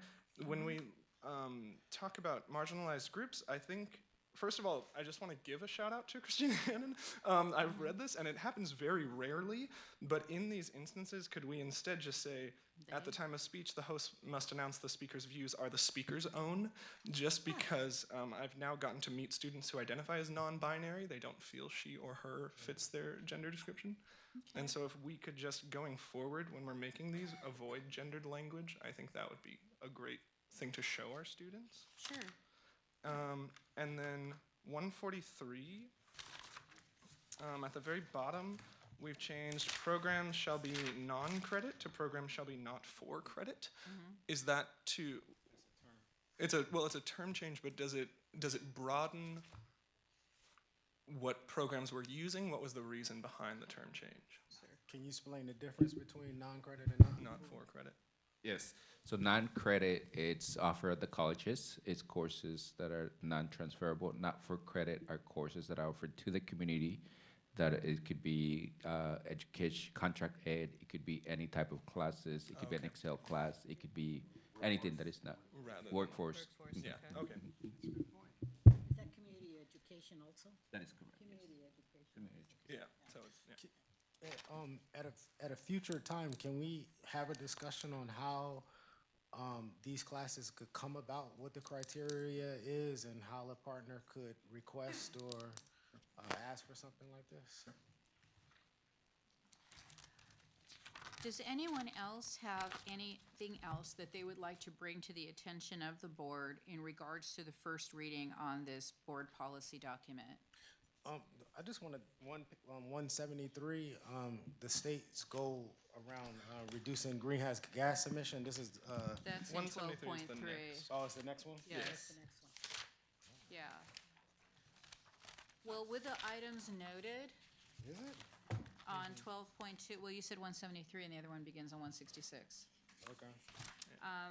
So with the items noted for correction, in board policies first read, item 12.2, student trustee, how do you vote? Aye. Other trustees, how do you vote? Aye. So that passes as a first read with the amended items. 12.3, board policies, second read. I'll make a motion to accept it. Can we get a second so we can have discussion? Second. Okay, many seconds. And Joseph, you had something you want to talk about?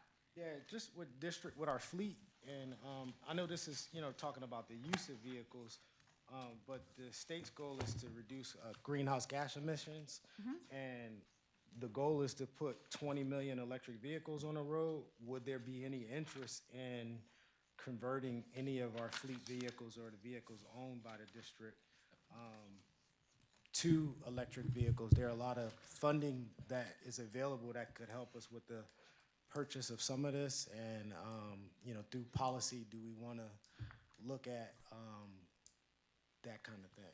Definitely, that is something sustainability, energy efficient, anything that is related to sustainability. We always want to be in the cutting edge of that. So there is definitely, if you become aware of any funding that's available, we'd send it our way. We'll be more than happy to apply for those grants and convert them to electric vehicles. Yes. Is this something that we should make part of the verbiage in this policy? This is use of. It's use, but I'm just thinking I don't know how purchases get made, or like, do folks need to be told in the procedure that, hey, if you're purchasing a new vehicle, consider an electric vehicle, or should that be in policy or procedure?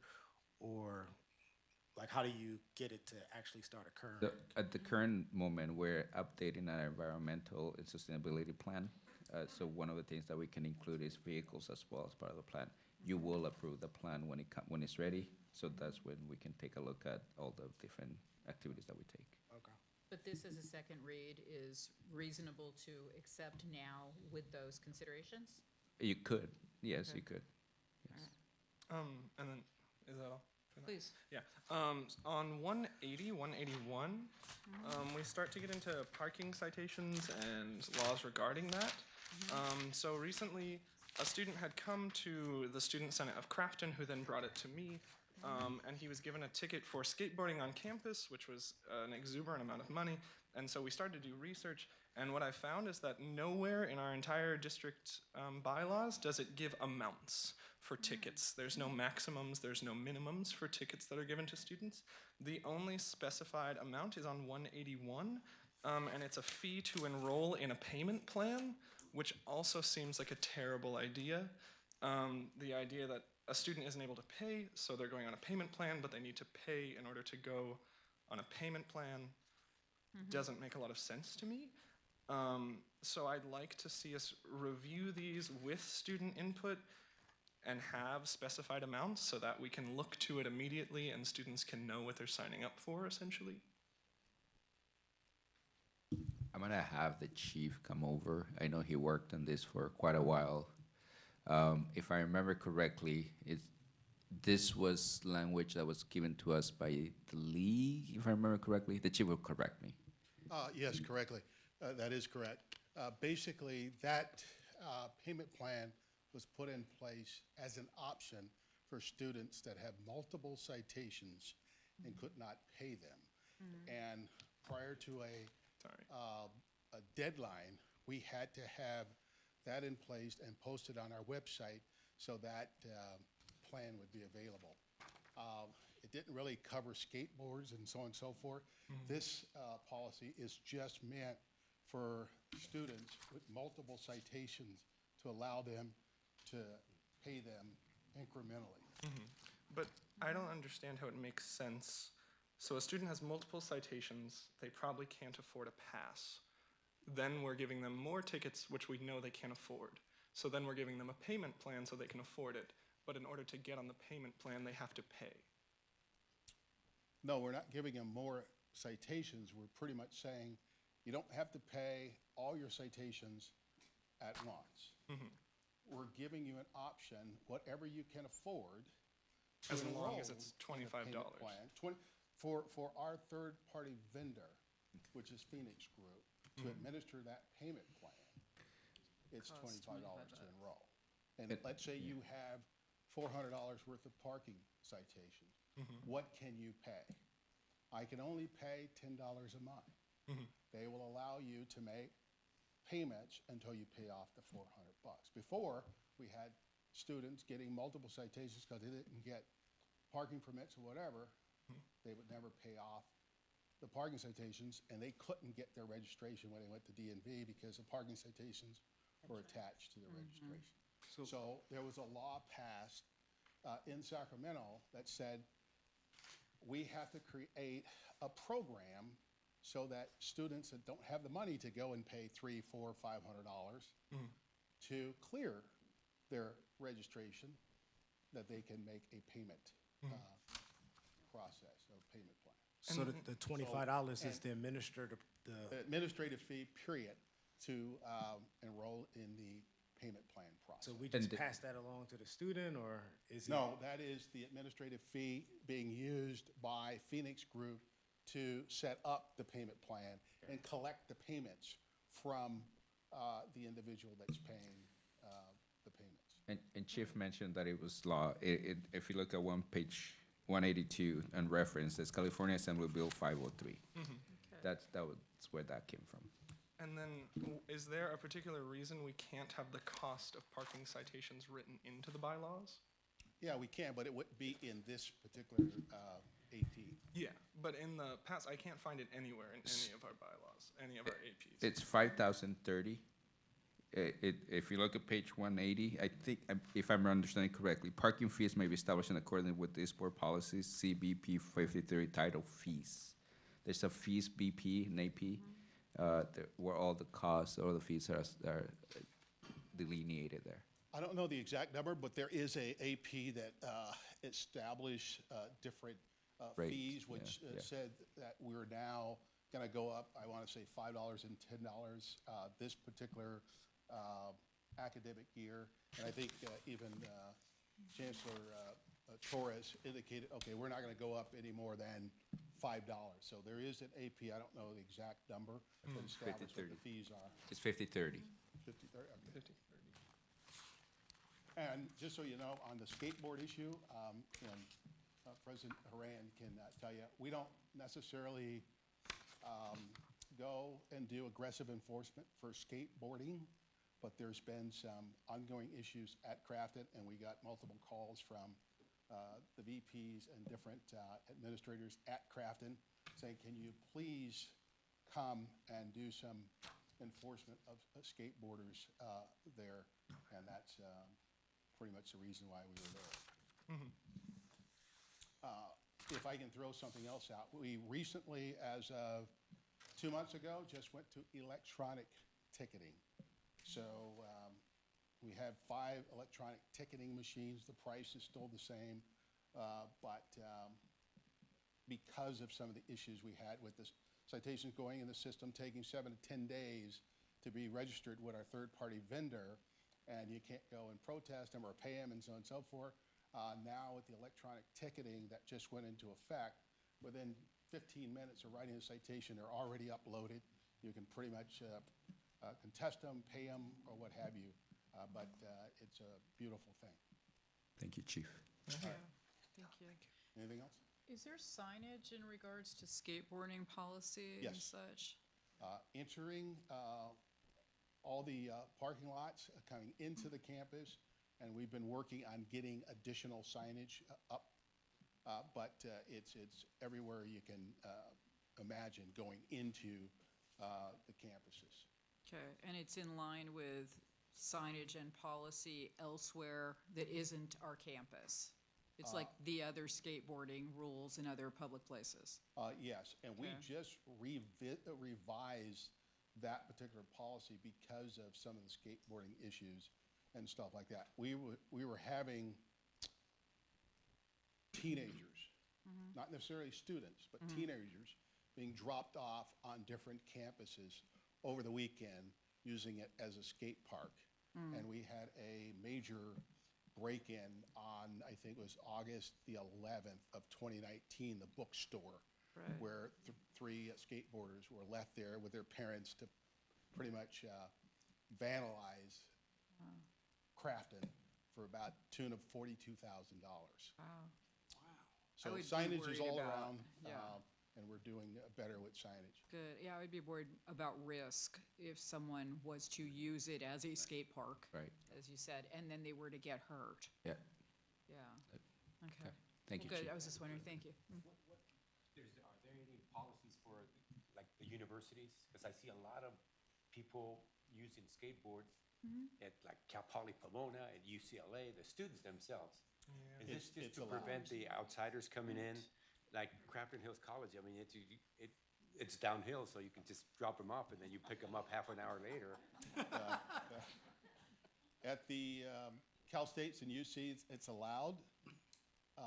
Not to go into another area, bicycles are allowed, but our APs, BPs prohibit skateboards and bicycles on the inner campus. On the outer campus, parking lots and so on and so forth, it's allowed.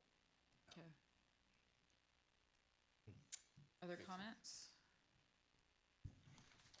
Okay, so we have a motion and a second on board policy second read, to item 12.3.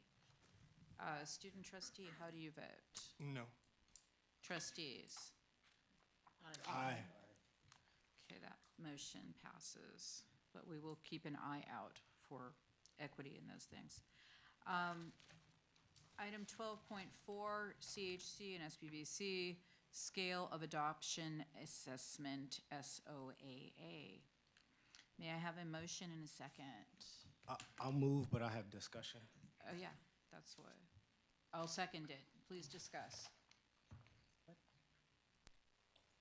So the guided pathways assessment, and I realize this is a state requirement to present this.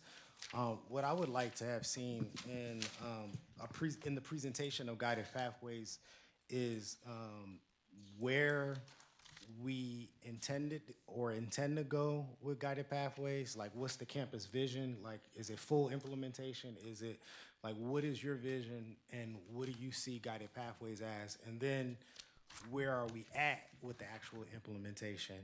And then kind of, go from there, because, I have one thought about how guided pathways is, but I'm not clear on what the campuses see, or, how full out are we talking about? Is it straight up block scheduling where no enrollment, you just got your clearly defined degree and you just go? Or, like, what is your vision for, the guided pathways? And, how these pillars and stuff would be implemented on campus. And, one of the other things in, like, pillar A, no, it's practice B. So when you talk about the employment and stuff like that with students, like, are you all using strong workforce dollars? Are you doing what's matter works? Just like, how are we implementing it? What resources are you using? What do you need in order to get to full-scale adoption of it? And being able to have a conversation like that about where are we going and where are we at?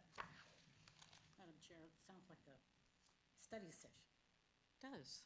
It does, yeah. However you yeah, guys want to yeah. do it, but we're approving the assessment that you're giving to the state. Right. Yeah, But context is important for me, and so it's been a while since the board is, and so I really appreciate you showing the video just so that folks can kind of get, but the guided pathways mean something different at each campus throughout the state, and so it would be cool to just know, what does it mean for us? Yes. And how far are you all wanting to go with this? What does it look like on the campuses? Are we, because it could even be, so I'd just like to be able to have the opportunity to learn and know what we're doing. Yes, definitely. And as I mentioned before, one of the things that you have put a goal for us is for the implementation of guided pathways. That's a goal. Today actually had a conversation with the representative from the State Chancellor's Office to talk about guided pathways and the work and the resources that they can bring to help us with implementing guided pathways. We were talking about implementations, guided pathways, and she was telling me that in the state of California, we're not there yet as a system. But even in other states that have started implementing guided pathways, they have worked on it for 8 years, and they're still not done.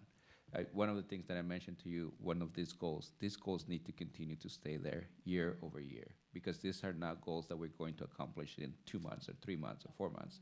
These are goals that we're going to accomplish in multi-years coming over.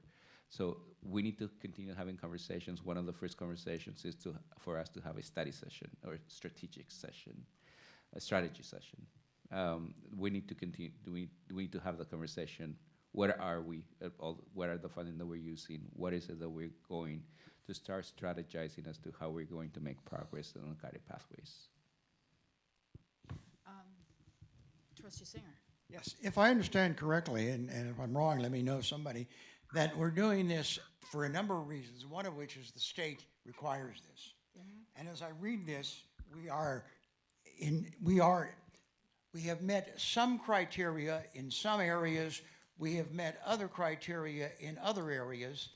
Will the state look at this and say something like, each of the colleges and or the district have met these pillars to a certain degree, therefore they will get full funding from the pathways, or will they say something like, this is nice, we appreciate what the progress has been made to date, but we feel that the colleges should do better, and thus the sanction will be a lesser amount of money. I'm trying to understand why we're doing this, and if there are frankly sanctions that the state will pose on us if we do not do what we are asking. Sure.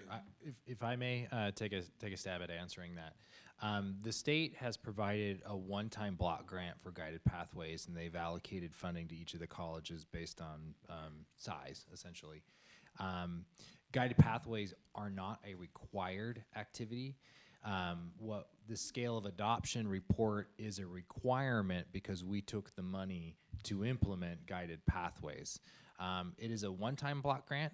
The idea is that we will use this gift to institutionalize many activities that help students progress towards degree completion in a shorter and more successful time period. Guided Pathways is a framework where we are able to take many of our other initiatives, especially around our student equity plan, and put practices like AB 705 into place to get at increasing our student success, vision for student success metrics. So it's a great tool. We're making good progress on it, but there's no definitive scale or end goal for any of the 4 pillars. It's very subjective and broad, and institutions are given the latitude to implement it to different degrees based on what their local needs are. So unlike the student success formula, should we not do what we initially thought we would do to the degree we wanted to do it, there would be no financial sanctions? Correct. Yeah. And so the key with getting the progress updates is I'm not clear on where we said we want to go. So we're getting a progress update, but I don't know to what, where are we going? Like, how far do you want to go with the implementation since it's so flexible? Like, are you guys talking a full adoption of these things, or are you talking like, what are you talking? Because the last time we had a conversation about is when the Pathways grant was initially received, and then that was just it. And so I'm asking about, well, what's the vision for Crafton's implementation of this? What's Valley's implementation? Just like what it looks like. And then when we get the progress updates, then it's in context, and we can say, oh, okay, cool. This is where they're at in relation to where they said that they wanted to go. And can we sustain it? Yeah, because we talk about a lot of things separately. Guided Pathways is about integrated planning. So the promise shouldn't be looked at as a separate kind of thing. It just fuels the implementation of Guided Pathways. It's one of the tactics. But the way that we talk about stuff is all of these separate programs, and it's just overwhelming. And that's how we came up with those 13 goals or 21 goals, because we don't talk about stuff in the context. And then we overwhelm them with stuff and then say, hey, do it all. Versus if we're saying Guided Pathways is the framework we're comfortable with, then they're coming to us and saying, well, this is the funding we need because we want to go here. So again, all I'm asking is, hey, what's your vision? And then how are we supporting the implementation? Because my thought of Guided Pathways might be different than where they are trying to go. And so that just would be helpful to know. So we'll include that in the workshop. Yeah. In the study session. That would be good. All right. So we have a motion and a second. We need to vote on 12.4, correct? Yes. All right. Student trustee, how do you vote? Aye. Trustees? Aye. Aye. So 12.4 passes. 12.5, identify unrealized gains for distribution. I will move that item. Will someone second it? Yeah, there was a second. I do have a question. Okay, and now it's been seconded, so we can discuss it. I guess my question is very basic. Given the situation that the nation is in and all of that, do these distributions that we identified, do they still exist? That's a good question. It's a great question. They are not going to be this amounts, and that was going to be my comment to you. Yeah. Yes, we probably should table it. Okay. Let me see.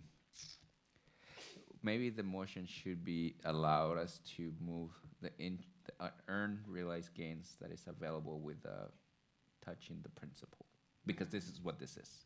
Don't need to know what it is. The market is fluctuating every single day at the moment.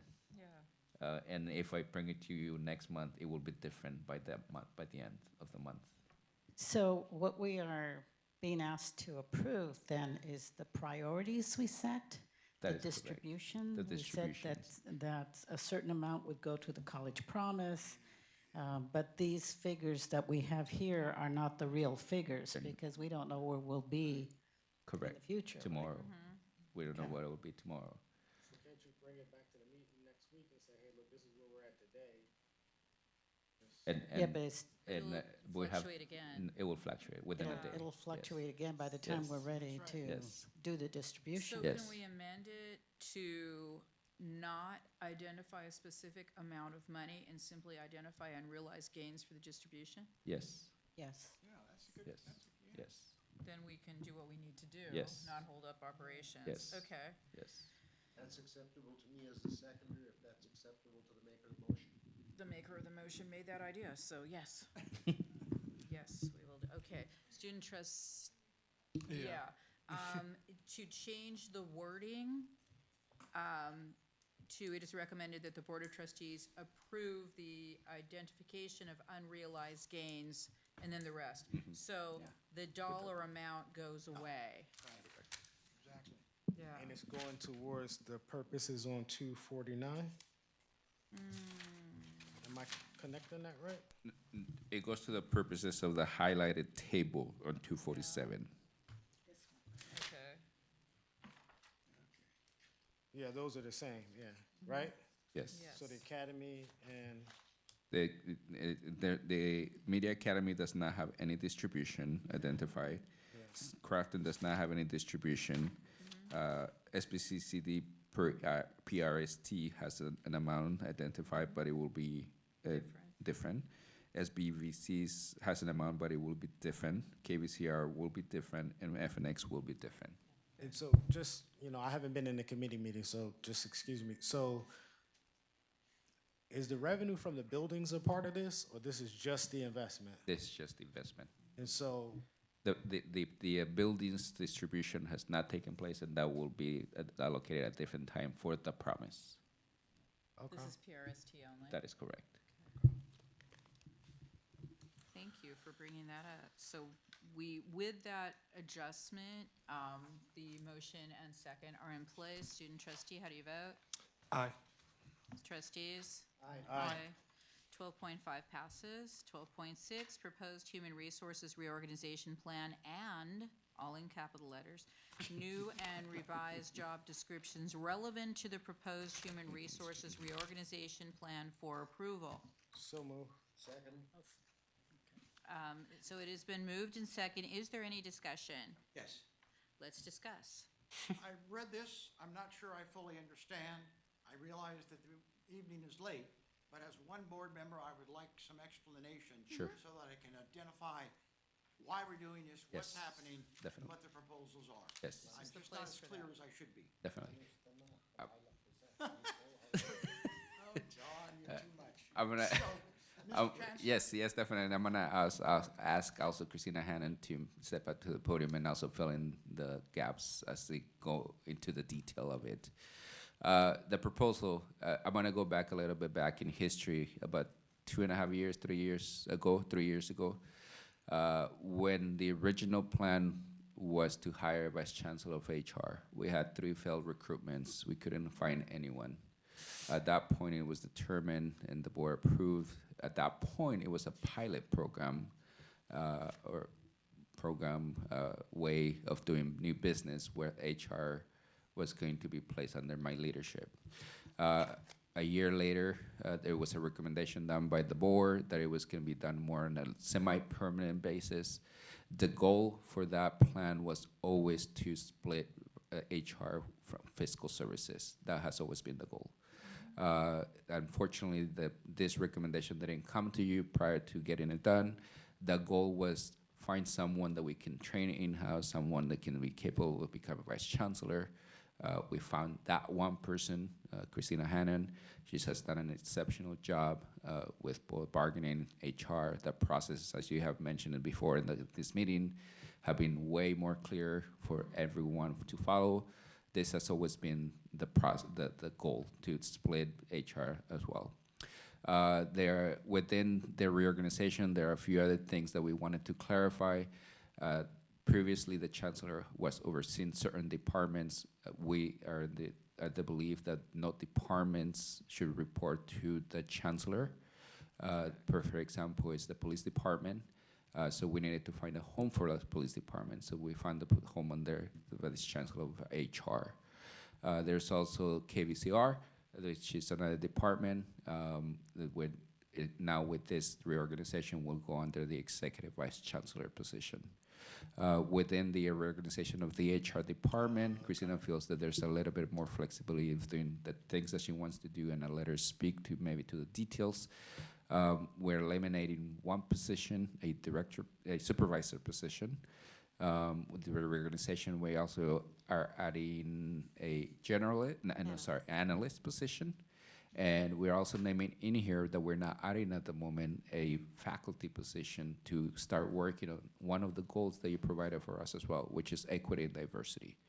That will be in the future. It is here for transparency purposes. It is here so you can see what we want to do, for everyone to see what we want to do. So that's what this is. I'm not sure if that answers your questions, and if you have any more questions. I appreciate that. We weren't here from her, but I heard you say something, and I didn't fully understand, and that's my problem. Equity and diversity obviously is a key function and concern of all of us. Yes. And you mentioned something quickly about faculty? Yes. I didn't understand the relationship. I'm gonna have Christina answer that one. Yeah. So, through my research on faculty diversification, which the state has taken a major interest in, A lot of the work that needs to be done is faculty-driven work, where faculty are coaching faculty. A lot of the work falls under the 10+1.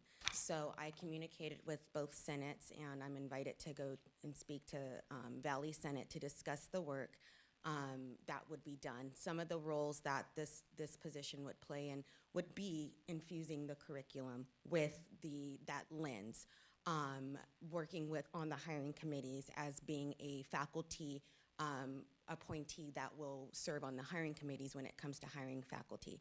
It's a role that exists in other states at community colleges and four-year schools. It's a role that exists at the four-year schools in the state of California. It's a role that exists where we pay current faculty a release time to do the work, but we're just releasing them from the classroom.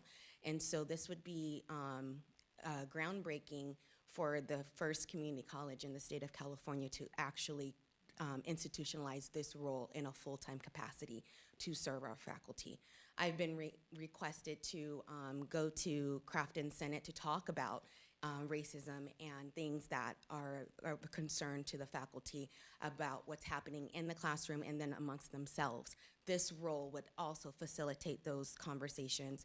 There's a heavy component on professional development, which is a dual role shared between human resources and our faculty. And so this person will also work with the professional development coordinators on each campus to make sure that any professional development that is centered around faculty being trained in what they're doing in the classroom and then their own personal growth, this person would facilitate that work.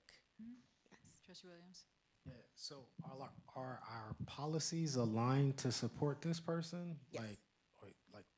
Like, are they gonna have any authority? Like, because if we create this position and then they can't do anything because folks don't want to participate, or like, do our policies say, hey, cooperate, or like, just how does that work? Well, all of professional growth and the curriculum process, it's always a collaborative process, but at the end of the day, the individual would want to, help. Individual faculty members are going to want to, if they want to improve or they want to, help the students, then they would accept this help. It would be the same level of the current professional development coordinators that do that work at the campus level. As far as authority is concerned, there is a flex obligation that is applied to faculty where they have to participate in that growth. So hopefully we have faculty that are engaged and want to learn how to serve our underrepresented students and get the mechanisms in place to infuse the curriculum to serve the students that we are missing and close that gap. We have, as a reminder, we have 10 years to close that equity gap between the demographics of our faculty and staff in comparison to our students. And so we have 10 years to close that gap completely. And so this person will have like some measurable goals, Oh, or yes. like, and so then does that mean the campuses will also commit? I'm just, I could just see frustration and not being able to accomplish anything, and then we just have a person that's just kind of, so that's just why I'm, just saying, hey, do our policies support? Yes, and just so you know, again, I had a lengthy discussion with Senate President at Crafton, and then again, I'm coming to Valley to talk to their Senate. They are hungry for this. Trustee Singer? Well, I appreciate what you said. This is fantastic, that once again, we as a district will be a leader in this. Correct. I think that's wonderful. Just so I understand, this will be, again, as you indicated, and I want to make sure I understand, a faculty position under your jurisdiction? Correct. Okay. And will that person not only work in diversity and equity, but I would hope that person would also be concerned about curriculum. Yes. And courses in which diversity and equity could be a strong part. Correct. So hopefully that person will work in that area Correct. as well. Because some faculty members, obviously, all faculty members are very knowledgeable in their discipline specific. Correct. But may not be knowledgeable about equity and diversity, which to all of us is important. Okay. Yes, that is correct. Thank you very much. Oh, sir. Actually, comment. We've been struggling with this position for many, many years. You have a golden opportunity to really straighten that whole area. And I couldn't be happier than to try to talk to someone who's really knowledgeable, sensitive to the issues. I mean, talk about demographics and diversity. What better person to have in the leadership position, African American, female? We need to be conscious of that. So I'm very proud to say that by making this changes, no one solves everybody's problems, but I think we're one step closer to really, we always take a great deal of pride in saying that the college district is ahead in many ways, and I believe that by doing this, we're gonna be in that position. Thank you. Were there any other comments or questions? Madam Chair, I'm just on the presumption that amongst the group that's here tonight, there probably only a small number who are real familiar with the expression. I will just note that my response to Dr. Singer's statement that he found himself unable to understand what this particular Fully item was, that my response was a line from the first night of Passover. It's Manish Tanach Halayla Hazemi Kol Halelot, which means why should this night be any different than any other other nights. nights? Yeah. Once again, I was impressed by my colleague's knowledge of Hebrew. I've always been impressed by his many performances, including that. And I just want to clarify that you're not approving this job description tonight. You're approving the reorganization, you're approving, that's what you're Yes. approving. There's Yes. still work that needs to get done for this position that you're mentioning. Yeah, Right. Yeah, yeah, Did yeah. I move approval? It's already done. Yeah, It's there already was, done. all that was there, yes, because we were able to discuss it. So, student trustee, how do you vote, sir? Aye. Other trustees? Aye. So 12.6 passes. Thank you so much for your information. Okay, let's go ahead and take 12.7 through 12.9 together. Can I get a motion? I move approval. Second? I'll second. Thank you very much. Is there discussion in regards to these audit reports? We have our auditor here and Larry Strong as well to come up to the podium. We did this last month, I think it was, or the month before? 2 months ago. Yeah. So they're here to give you a quick summary of these audit reports, and if there are any questions, they'll be more than happy to answer any questions. My name is Larry Strong. I'm the Director of Fiscal Services, and it's my pleasure to introduce Chris Chitlick and Diana Mai from Eide Bailey, our external auditors who are going to present. Thank you. I can make this very fast.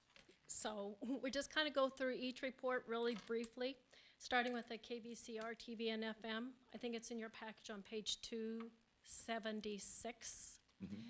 There's one thing I like to point out, and that's just our opinion. And our opinion, once you get into page 276, that's then on page 2 of our report. So it just says. 279. Page 279. 279. In our opinion, the consolidated financial statements referred to above present fairly in all material respect the respective financial position of the entity as of June 30th, 2019. So basically what this is saying is you have a clean opinion. We had no audit findings and we had no audit adjustments. And so this is what you want to see as far as this report goes. There's a lot in the report. There's an MD&A that talks about the audit, and then it goes into the financials. But that's just kind of this audit in a nutshell. If you had any questions, we're open to. Yeah, the only question I had, and I don't remember where I circled it, but did I see that, like, there are a couple instances where KVCR spends more than what they're bringing in? And so I just want, to know, like, who approves that? Like, how come they don't adjust their budget downwards? Why do they have the deficit spending? I really think that's something I can't answer. Yeah, no, I'm just remember seeing it, and I just want to encourage that, you know, I've asked for this multiple times that, you know, we have regular cash flow statements for KVCR because, you know, we get these audits and we don't really say anything about like, they're overspending or they're just not generating enough, you know, whatever the challenge is, but it's kind of irresponsible for us just to say, oh, we get these audit reports, but we're not looking at cash flow statements and balance sheets every month. I know we're not the operating, but we're held accountable for KVCR, and so I just would like to see that information more regular. Yes, definitely. Trustee Williams, I think that's one of the requests that you have made for a while, that the KVCR will be placed under the Executive Vice Chancellor. You just approved that. So that moving forward will change, and you will continue to get regular reports. One of the things that I would recommend to the board and the Finance Committee as well, the Board Finance Committee, is that it gets reviewed there. Okay. That is part of their role, part of what they need to be doing as well. So we'll make sure we have conversations in that committee. Thank you. Thank you. It's not new that the KVCR is bleeding, hemorrhaging. That is not new. We have seen that over and over every year. So I think at this point we need to really look at the figures and see what needs to be done. So it's not. Please continue. I just wanted to say that Jose, I really appreciate you taking the leadership in regards to this, because I think Gloria is absolutely correct. We need to look at this very carefully, because this is the area where I think if there's a problem we have in this district, it's that area. So we need to really look at it very carefully, and all of the board members here are very supportive of KVCR. But if we're spending more money and there's nothing coming in, we need to do something before we say, we spend $20 million more, and then nothing has really happened. So I appreciate your giving us this, but we need more detail, as Trustee Williams is saying, because I think we need to look at the numbers, not just, it's a good report. Yeah. And yes, and that's internal discussion. They have their own function, their own audit that they do. But there's more work that needs to get done, but it's internal discussion. Thank you. Would you like to continue? The next report is KVCR Educational Foundation, and that's in your book, and starting on page 314. So that's the foundation where it has the same opinion. I'm going to our page number 2, and it's the same opinion that I just read. So basically, it's another clean opinion. We had no audit adjustments, and we had no findings in this report as well. So another clean opinion for this. Did you have any questions on this report? Nope. Feel free to move on. And then the last one is the Inland Futures Foundation, and that's in your package. It starts on page 332. So this is the smaller of the foundations, and again, we have the opinion. I'm on page 2 again of our report, and it's the same opinion, which is a clean opinion. We had no audit adjustments and no findings as well with this report. So that's kind of a summary. In your package, there is, we call them communication with governance. You have one in each of your each of your packages, and it's just a letter that goes over the audit in summary for management. Just let you know if we had any disagreements with management, if we had any audit adjustments. Talks a little bit about the scope of the audit. So this report is for you, and there's one in each one that just talks about the overall conclusion on the audit. So that's it, unless you had any other questions. No, thank you very much for your diligent work. Ma'am? That's nothing to do. Oh. They shut off after a certain hour.